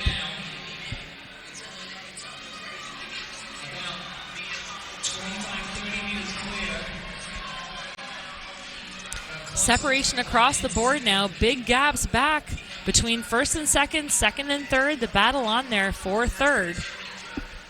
It has been an exciting day and now an exciting night of track and field action. The wind is blustering through the stadium here at Franklin Field. What a beautiful shot there of both the stadium and of our teams. Of course, this facility known for its background in relays. The Penn Relays here are held every year. This was an event that I had the pleasure of competing in, the 4x1 mile, as a member of the Duke Track and Field squad more years ago than I care to say. But I can tell you how good it feels. No matter how many people are in the stands, it feels amazing to be down on that track competing in such a storied event at such a brilliant history tradition stadium. And under the lights as well. Sometimes I feel like some distance races are just activated under the lights. I think that's absolutely true here tonight. And this has been a very bold and brave run up front for Legacy. Again, Boussery running very strong at the moment. Look at that turnover. Serenity, that is phenomenal. She's running completely by herself. She's well into this leg of her race, and she looks like she's picking it up with each stride. Yeah. I mean, that's exactly what you like to see. I'm sure, like you've mentioned, they got 9th in this event just last year. And I'm sure they left feeling proud of themselves, but now they're some girls on a mission. I was going to say a man on a mission, but no, like girls on a mission. Girls on a mission, and that mission is 1 lap to go. She is literally lapping other athletes coming around. Again, this form is incredible. No signs of fatigue. Absolutely dialed in, committed, driving the arms, quick turnover with the knee drive. That's what you want to see. I mean, I can't imagine someone who could run a time trial faster than Boussery is doing right now. You're going to get a sense of that as she comes along the backstretch for the last time. There are 250 meters separating her from her handoff, and that's got to feel awfully good. So there you see another lapped athlete. So that is Oregon Distance Project, Hannah Pigman, who's a strong athlete in her own right, but look at how fast the leader of Legacy Track Club is running to move away from her as if she's almost standing still. That is phenomenal running, phenomenal performance, and it's going to be a dominant handoff here into this final leg for Legacy. Boussery is going to hand off to Riley Lynch. They were 5:10.59 and 4:59.72 for those opening 2 splits, and it is going to be a 4:56.56 for Boussery, who did all of that work completely by herself. What a leg and what a position to give to your teammate into that final anchor position. And I know she is just feeling all of that momentum that her teammate just brought to her. And now you just need to close it out. A lot of the times, the last leg is actually one of the easier legs. Contrary to popular belief, all you need to do is to just finish out what your 3 teammates have already done for you and run your race. And that's exactly what she's doing right now. But it's still early. You never know. But she's looking excellent right now.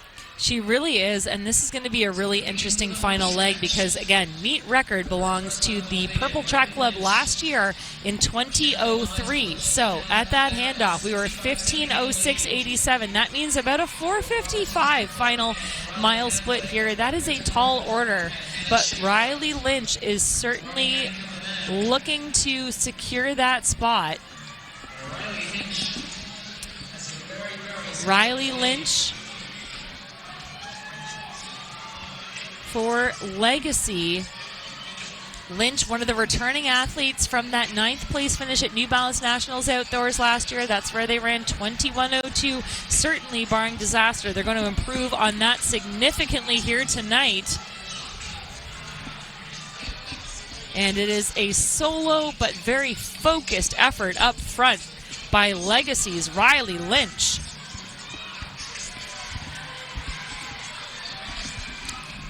And what a fantastic run from Riley Lynch. I mean, and what a track club name like Legacy. I mean, you gotta put something down. You may as well make it good.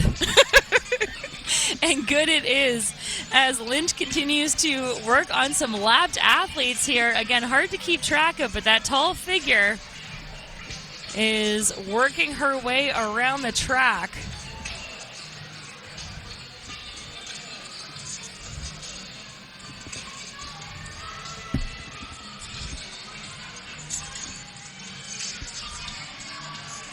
So for Legacy, it's been a fantastic several performances. 5:10, 4:59, 4:56. What does Riley Lynch have in store? These runners have been getting faster and faster, leg after leg. What can they close in here at New Balance Nationals Outdoors 2025? As you said, only day one of 4 days of action on the track and the field. Serenity, we've got so much more excitement to come. But before we even think about that, we've got lots of action left on track here as we're into the bulk of this race. Less than 2 laps remaining for our leaders. And it is Legacy continuing up front. They're under some pressure here. So here we go. Riley Lynch is going to hit the middle here very shortly. And this is an example of passing a lap team and then having them sort of link onto you and enjoy that momentum. But up front, Legacy has led the way from start to finish. And she will hear the bell. Riley Lynch, 1 lap to go, 18:48 unofficially on the clock. Again, that meet record 20:03. That is under threat. And I honestly can't even be surprised, Kate. Well, we've seen record after record go down. Trackflation has become a cemented term that we are going to use throughout the weekend. Get used to it. It is real. It is happening whether you like it or not. And you better like it because look at the speed, look at the turnover, look at the commitment in this final leg, courtesy of Lynch.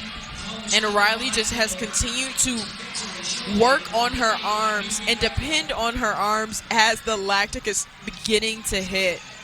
Because she has taken this out strong and she has held it the entire time. Right now, it seems like she's just pretty much stepping her way onto that finish line. In a class of her own, it is going to be Lynch taking home the victory, courtesy of her quartet of Legacy Track Club. What a run it has been for the foursome out of New York. Keep your eye on the clock. It's just going to be over that 20-minute mark. Again, meet record 20:03. They're going to be just outside of that, but what a performance by Lynch. They missed it by just about 2.5 seconds, but I don't think you could have asked for more on the day from this foursome. They look absolutely thrilled about it, and they should be. Yes, they do. I mean, they worked for it. They looked great. Like I said, I mean, seeing in these relays, it seems like that third leg has started to become the difference maker, and that was with Layla Basiri. And they look great as they're taking their photo ops, as they should. A fantastic run from these ladies. Raquel Landa led things off in 5:10:59, and then we had a series of 3 sub-5-minute clockings, courtesy of Krowicki, Bursey, and Lynch. I love this element of the relays. Look at that communal joy. This is how you round out day one of the New Balance Nationals Outdoor Championship. We still have some unseated heats to come, but this was such a phenomenal performance by that foursome. And getting the job done, Legacy Track Club takes things home. And getting another look at the start of this relay. I mean, they were just aggressive with it. And then there was that unfortunate fall from Bobcat Track Club, but it was all Legacy. They looked absolutely fantastic. It was Layla Bursey who was able to make the difference for her as Riley Lynch closed it out. Another 40 minutes of action. Barreling towards that New Balance Nationals finish line. As you mentioned, you get to take home that tape that you break, and I'm sure she's bringing it home for her team.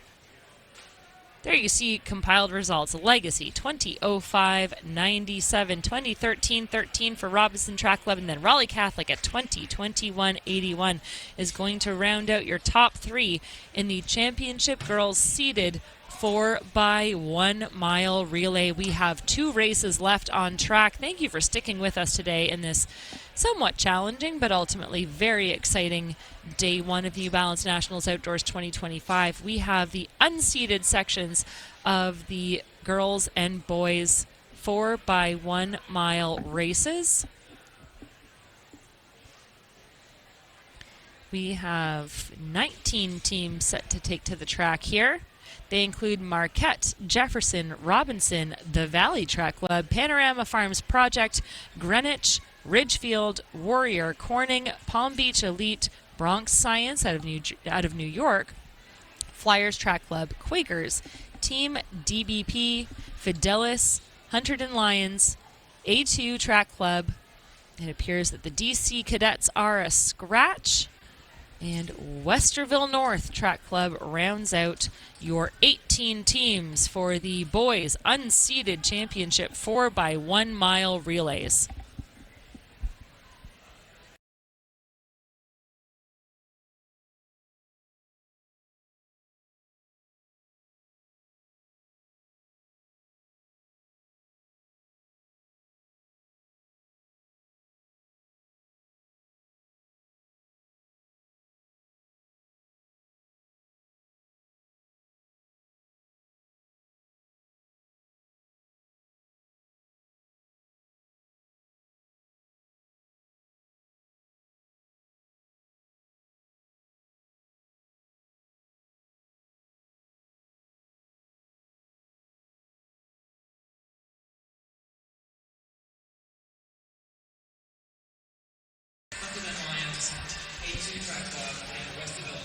And they are off for the championship boys 4x mile unseated division. And as these athletes are rounding out and separating from the field, we're going to be able to see who's taking the early lead.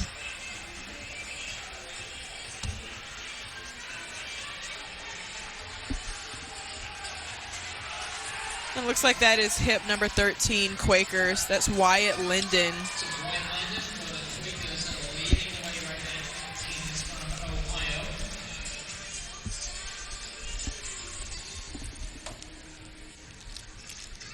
And Wyatt Linden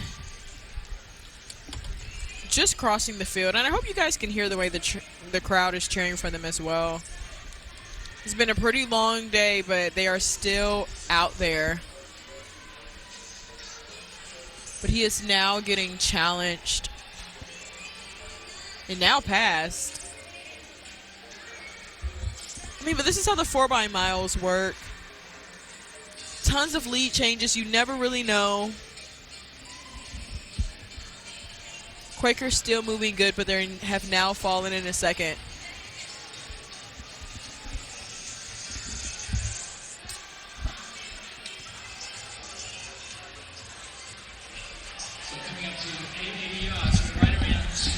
That's hip 10. That's Palm Beach Elite. Preston Sangley.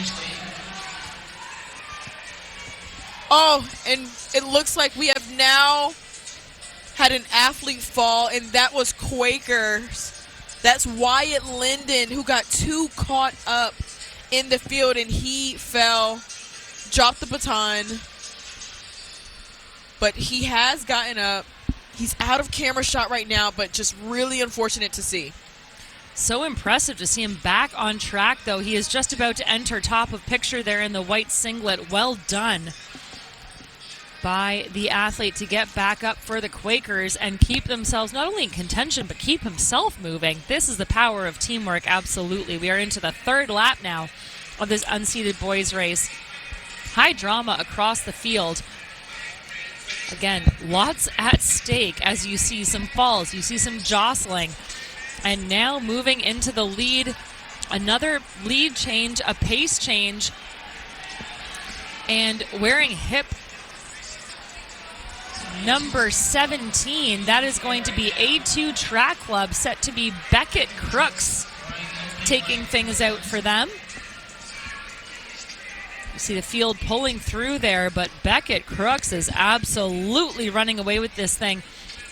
Up front, you see Quaker just to outside of right of screen. Again, good for them for getting back on their feet. Look at this separation, though. Enormous push up front. Again, Crooks leading things out for A2 Track Club out of Miami. And he is going to put himself in excellent contention for his team into this first exchange. Crooks all by himself going to the arms. You see the fatigue, but he is going to hand off mightily in the lead.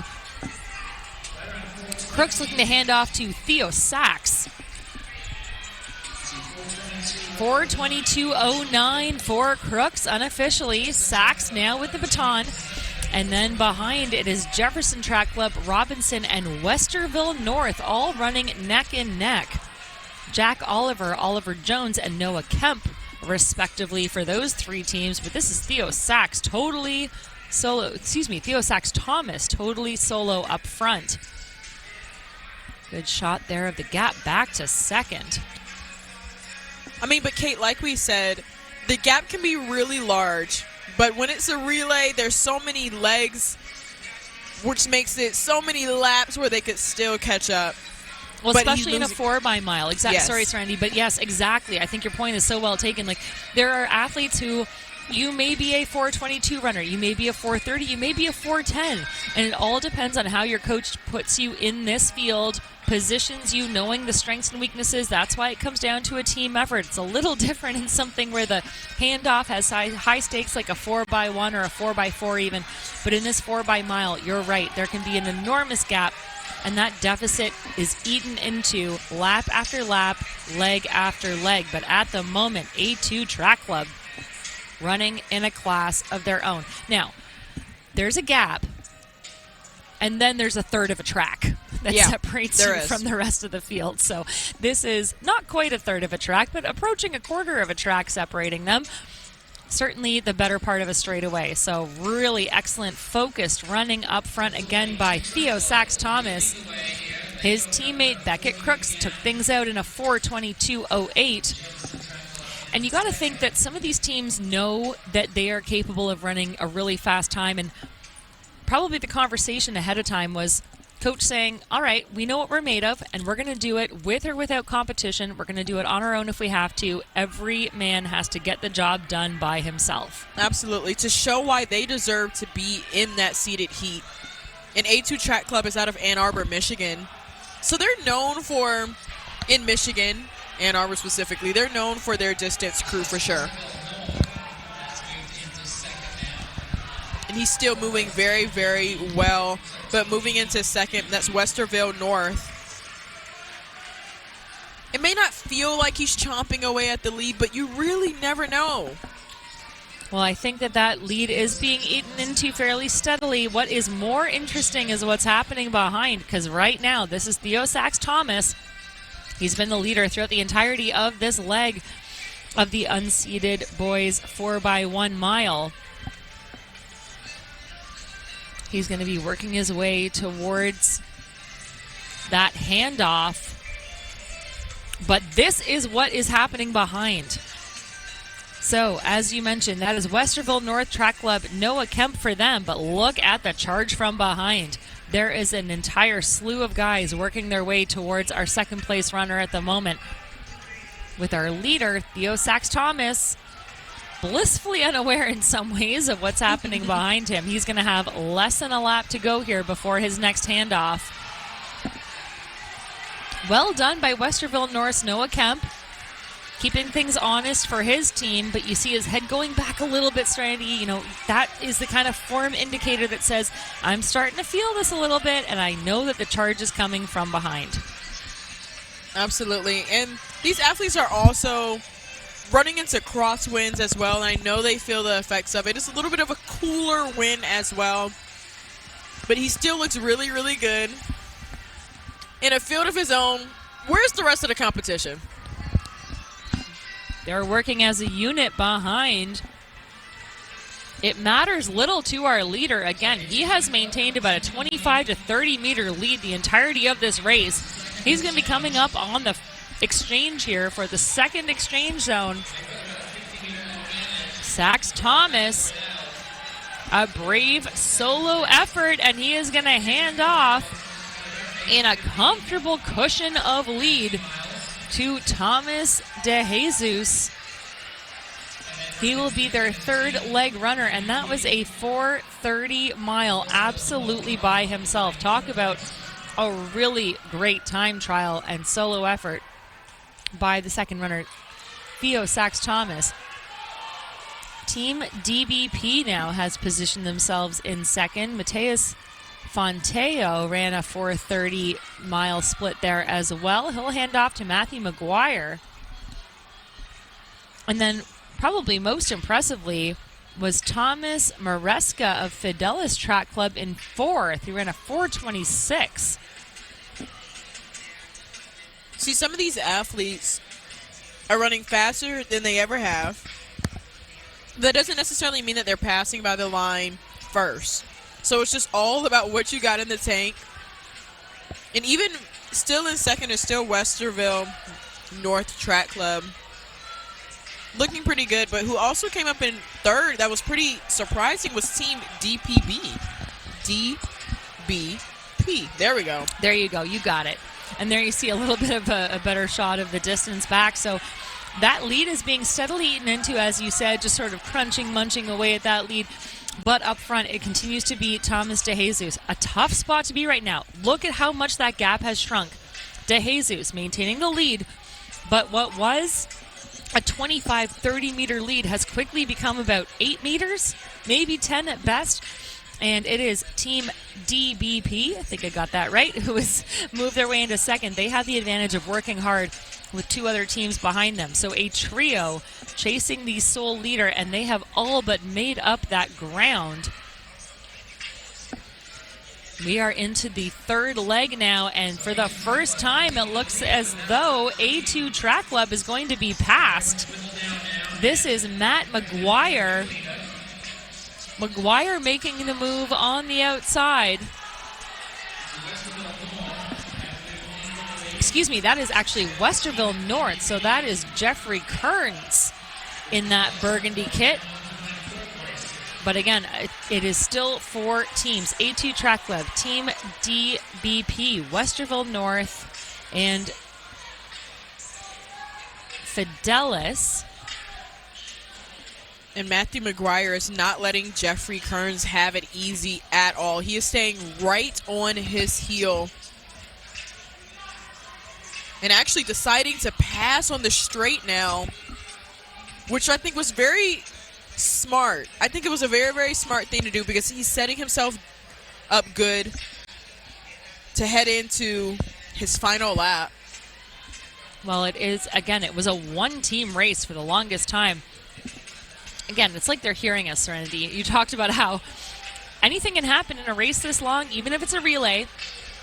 Different strengths, different weaknesses, and right now the strength goes to our leader, and he is going to come up with 1 lap to go in this leg. This is Team DBP, so McGuire leading things out for Westerville. Westerville not letting them go. McGuire setting the tone. Westerville taking charge. Jeffrey Kearns of Westerville doing all he can to hold on, but my goodness, what a run here by Matt McGuire.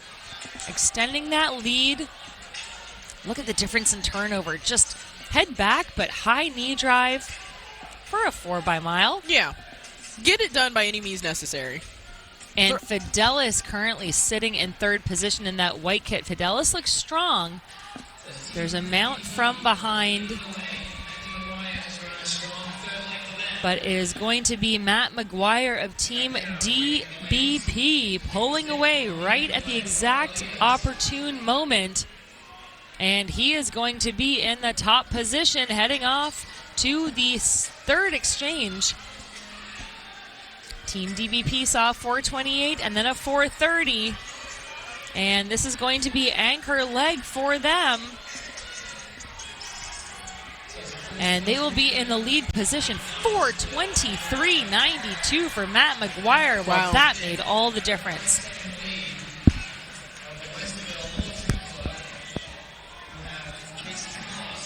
And they just look so strong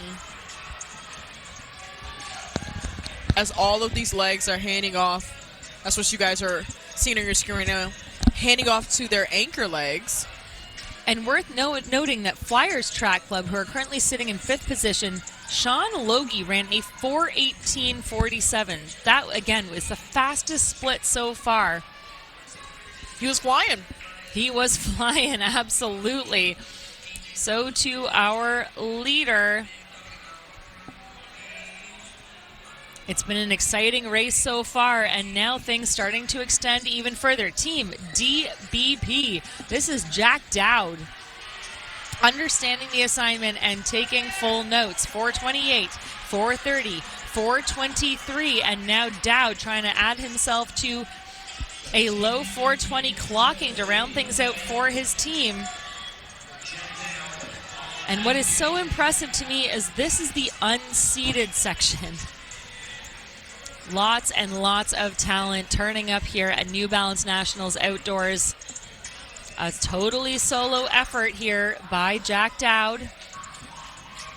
Again, a tough spot to be, except that he's under the lights and he's in front of a very appreciative crowd here on site at Franklin Field. He's going to make that turn at top of track and work his way towards the finish line here. And in doing so, he is going to come up on 800 meters to go. And like you mentioned, yes, this is our unseated heat. And I know while we want to think oh, well, why aren't they in the seated section? But I think that goes to show how fast the seated section actually is and how fast the unseated sections are as well. So it just goes to show how fast the meet is. You can have talent all the way around. Absolutely, and Dowd putting that on display. He's been given a great gift by his teammates with a huge cushion. Big advantage. You don't see anyone in picture there, but you did just see a couple of seconds ago at top of screen a little bit of a challenge from behind. The race is not over yet. Dowd rounding the top of the track. He's going to enter the home stretch of this race, and he is going to come into a bell lap. But Fidelis behind is not letting things go. They're just about to enter top of picture. Right now, it is all Team DBP. He'll hear the bell with 16:36 on the clock. But there you see the white shorts of Fidelis just to top left of screen. There they are coming around. They're under contest from the outside, courtesy of Westerville. But it is all DBP. Jack Dowd taking charge, and he is striding down the backstretch. Again, with no one yet in picture. Just entering picture now are some of those legs. It is very unlikely that he's going to be caught. It's been a thrilling race behind, but this has been the Team DBP show for most of this relay. And it does look as though Jack Dowd is going to round the top of the track. Slowing a little bit, it matters not. He and his team have put in enough work so that it does not matter. Here comes Dowd. Dowd is going to take the anchor leg for Team DBP, and they are going to be victors here in this unseeded section of the Championship Boys 4x1 mile relay. Big contest on for second. Look at the battle, look at the fight, trying to find spot. And it is going to be Westerville North Track Club with the slight edge of less than half a second over Fidelis, but DBP running away with this thing. Pullen, Fonteo, McGuire, and Dowd. And they should be very pleased with their run. DPP, standing for Don Bosco Prep High School out of Ramsey, New Jersey. There they go. All smiles from them. They're not even breathing hard. You love to see it. I will say the adrenaline you feel after running a relay is much different from your individual race. But we still have more to go. We have the girls unseated 4x mile, which will be the final race of the night of day one of New Balance Nationals.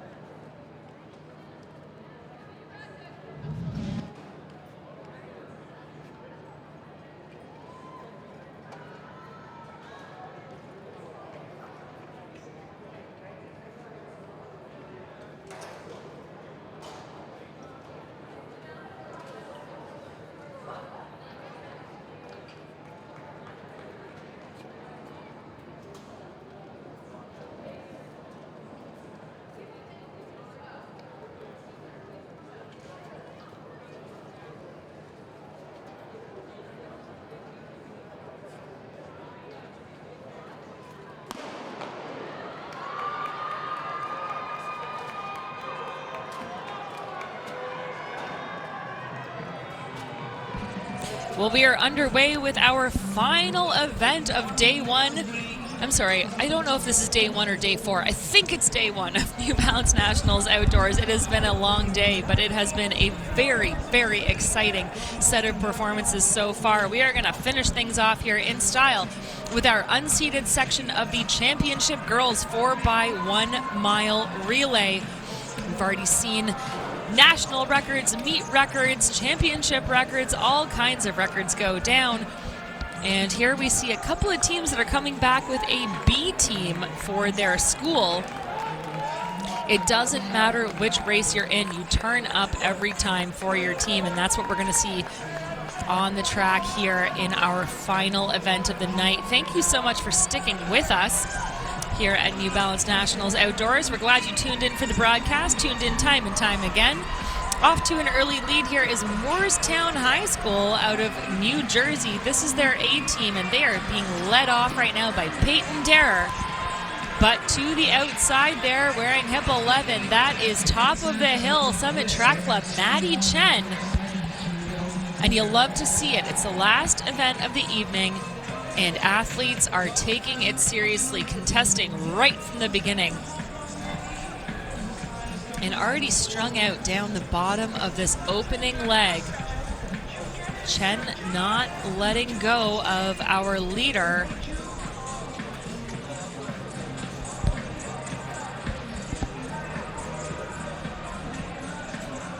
A little bit of separation now, not much. Down the backstretch again, athletes just trying to find their space.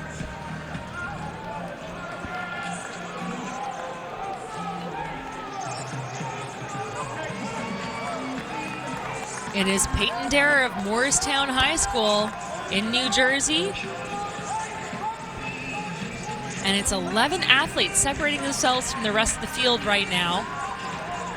And a big swing on the outside there after a couple of relatively pedestrian laps by our leaders.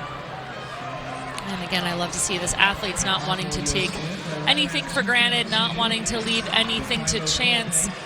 And wearing hip number 19, that is South Farms Track Club. That is Cora Wasilek. And sitting in second to her is Cub Athletics' Vivian Kelly, and she really just fought her way into that second place. There were a couple elbows being thrown. You gotta do what you gotta do. Like we were mentioning earlier, it's a contact sport, man. She's just trying to get in good position so that she can put her teammates in their best position for success. And it's still pretty bunched up at the front there. But Vivian Kelly from Cub Athletics is sitting on that inside, but she's still getting some company.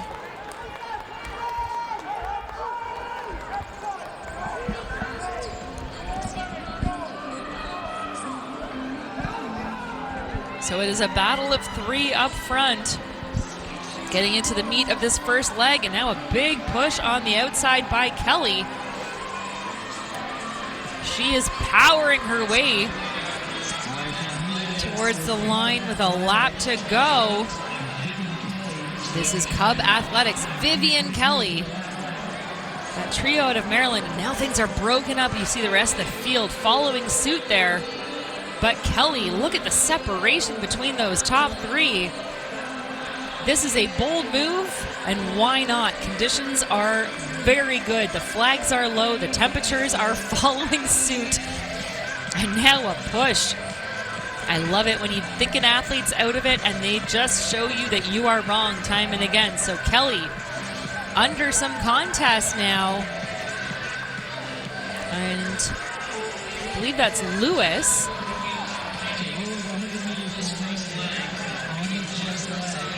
It is Kelly continuing to hold on to that lead position.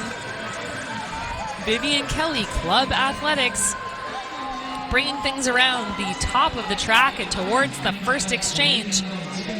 And it is going to be Kelly continuing to lead her team to that first exchange. That is, I think, Lincoln in second.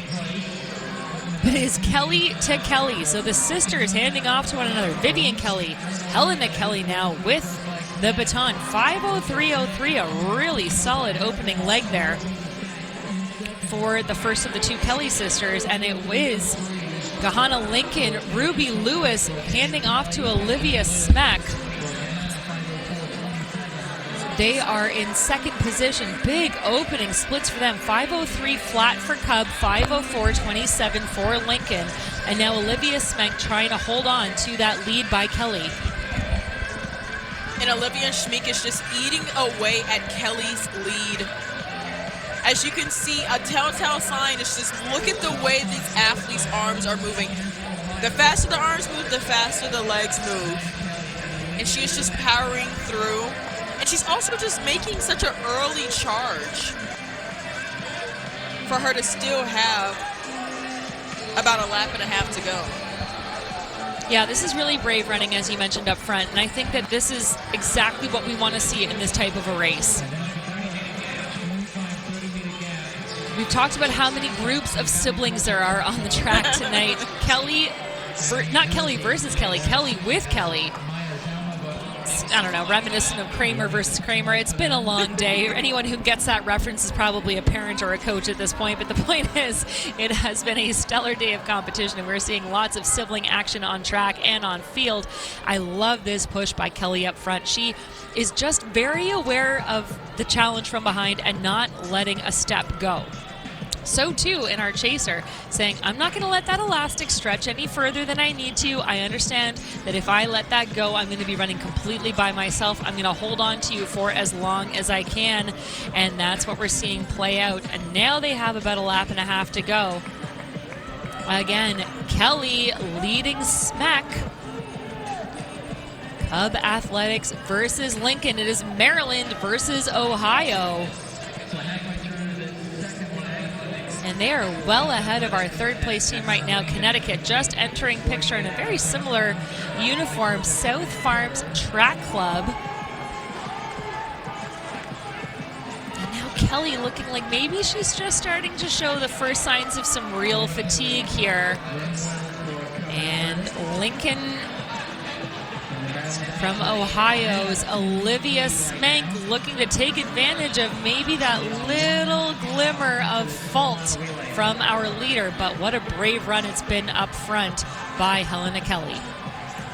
And it seems like they hit fatigue pretty much around the same time. Olivia Smeck is still eating away at Kelly's lead, but it seems like they both kind of let their foot off of the gas at the same time here, but it's just about who let their foot off a lot more, and right now it seems like it's Helena Kelly. It's so true, and you know, this is what I say about an 800. It's not about who can close fastest, it's about who can die the least in that final straightaway that just usually makes the difference. Just hold on, I gotta have faith. Well, talk about some rallying, though, because as we say that, you see going to the shoulders, rocking and rolling a little bit. Things are obviously tough. Fatigue is building. But the strength is showing in the form of Kelly up front. She is not letting go of a step, and Gahanna Lincoln's Olivia Smeck is having to work for it. It will be those two into the home stretch. It's two sets of duos. So leading the way, Kelly for Cub Athletics, Smeck for Gahanna Lincoln, and then just a little bit of a gap back, and now I believe that's Valley Project out of New Jersey. That is Maya Zolmovar leading Beatrice Perot. So it is 2 and 2 as we enter the critical point in this second leg of the unseated championship girls 4x1 mile relay. And now Smeck, it seems like she is trying to decide if she wants to go ahead and pass. Maybe trying to decide or seeing if she has enough leg strength, enough in the tank to, because Kelly is just reaching deep and fighting her off, similar to what her sister did. They have so much resilience, and that is exactly what she's doing. She's not letting Smeck get it. That's such a brave way to cover moves, and she knows she's coming up on the exchange. So a little shoulder glance for the very first time. But these two also know that there is threat from behind, so they have to give their teams as big a cushion as possible. That's exactly what you're going to see here in the form of Cub Athletics. It is Helena Kelly handing off to Sabrina Brennan. A 5:03.03 opened things up courtesy of sister Vivian Kelly for that Cub Athletics team. And now a 5:19.36 courtesy of sister Helena.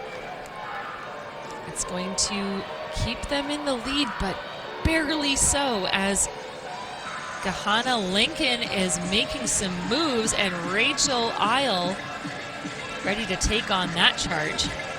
And I will say I've been very impressed with these ladies' exchanges. Extremely quick. They hand it to them, they get right off the track.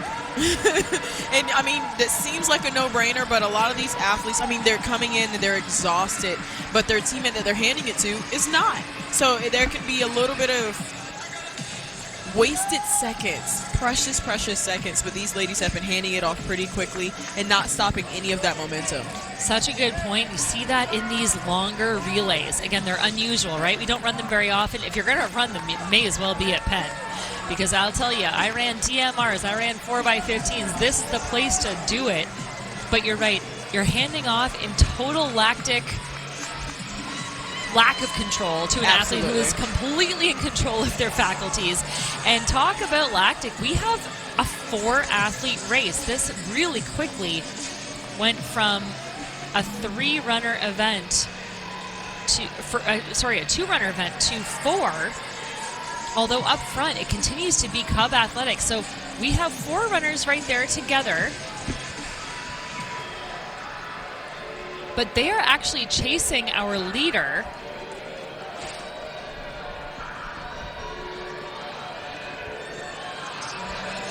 So Cub Athletics up front with Sabrina Brennan, Gahanna Lincoln with Rachel Isle in second, Gilderland Track Club and Valley Project.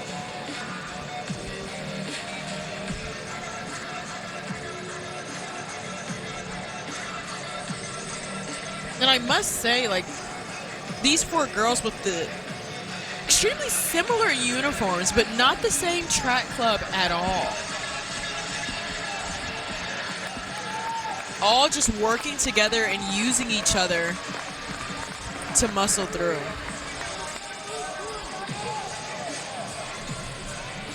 So it is 4, yes, you're right, 4 teams working together. Cub Athletics, Gahanna Lincoln, Gilderland Track Club, and Valley Project out of New Jersey. That quartet absolutely using one another for support. And now it is Valley Project for the first time in this race moving to the front.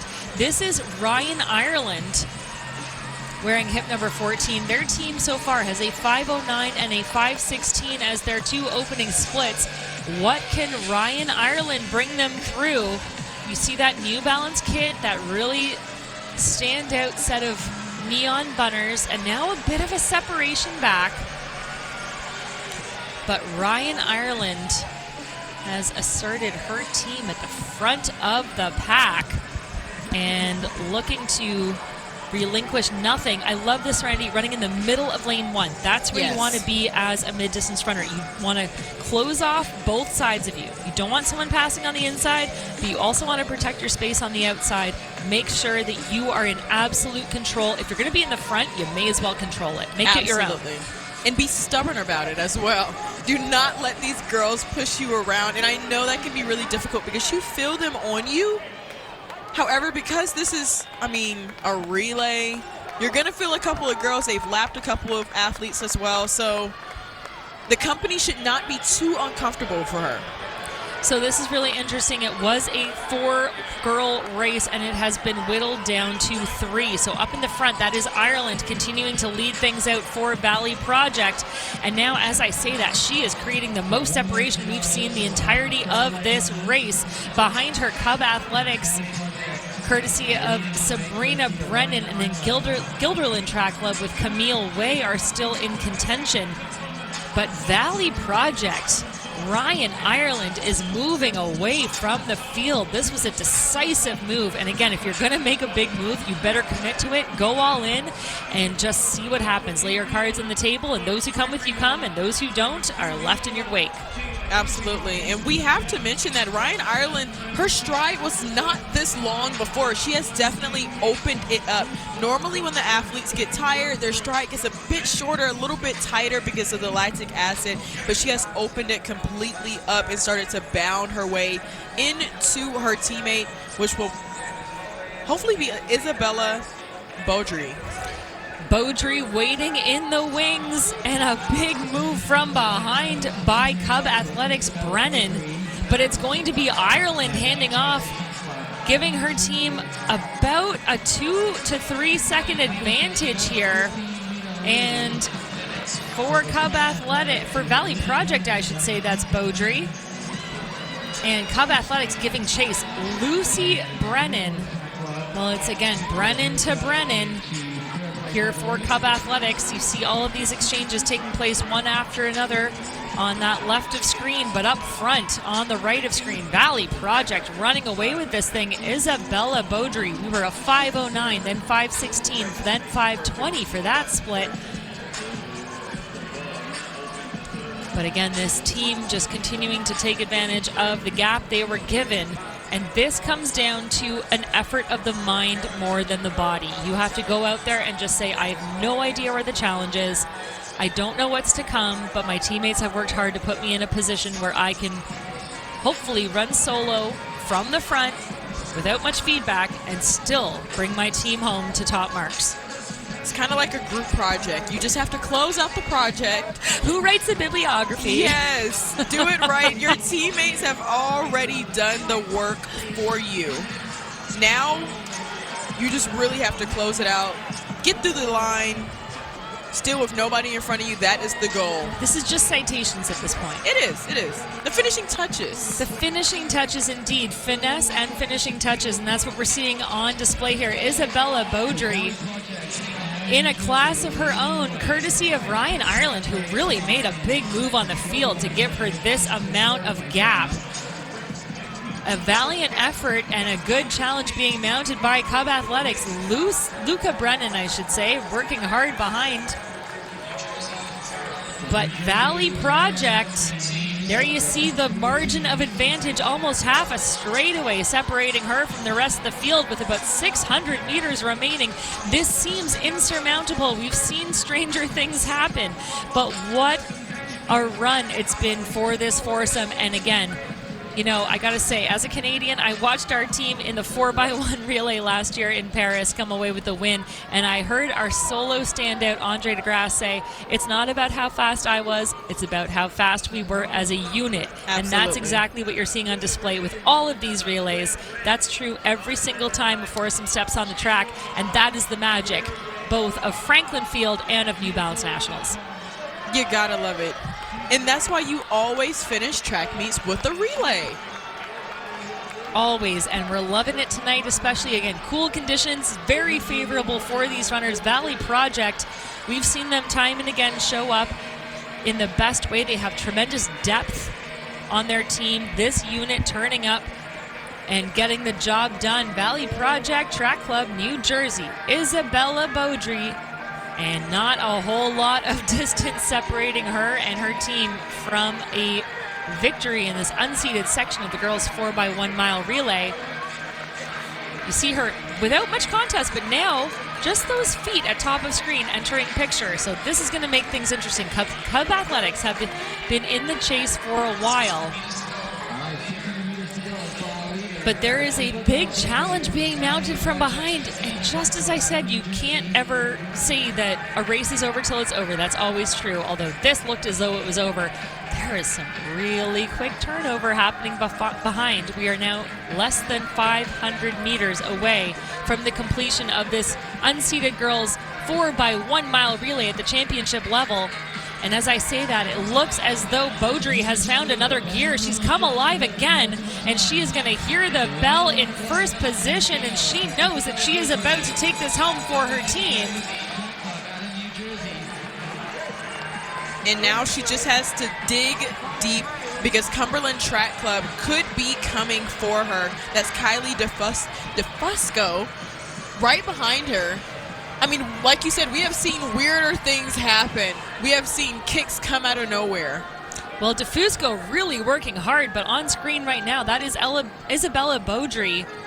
And like I said, she looked like she had maybe let a foot off the gas a little bit. Never mind, she has pushed that pedal down to the metal.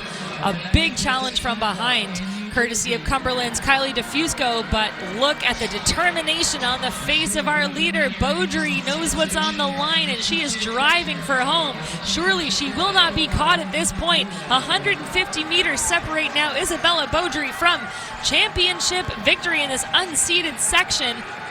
You can see the fatigue mounting. That lactic acid challenge is real. But she is going to come away with a win in this unseated section of Championship Girls 4x1 mile for her and her team. It is going to be Valley Project out of New Jersey taking the win decisively, just over 21 minutes. 5:09 for that opening split, 5:16, 5:20, and now 5:15:33. Close things out. 21:01:65 for the quartet from Valley Project, and that is going to take the win in the Championship Girls 4x1 mile unseated relay. And what a way to close out. Her teammates met her at the finish line. I know she heard them. There's not enough lactic acid in the world for her to not run through her teammates' cheers and run through that line to close out day one of New Balance Nationals Outdoor for this unseated division. What a beautiful race.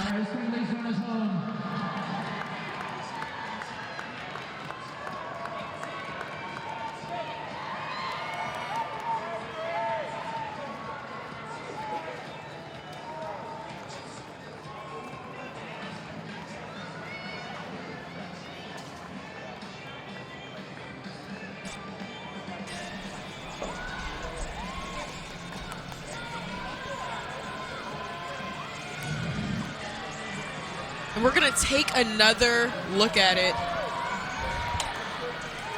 Okay, when we get the pushing and the shoving out the way, and there were so many lead changes, but it was Valley Project who was able to hand off first to their anchor leg.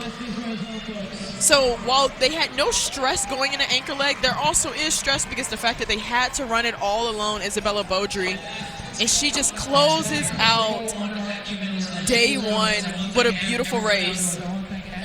Well, a beautiful race to close out a big day. As you mentioned, lots of adversity to overcome, but Serenity, it's been a kickoff to a stellar set of competition here at New Balance Nationals 2025 Outdoors.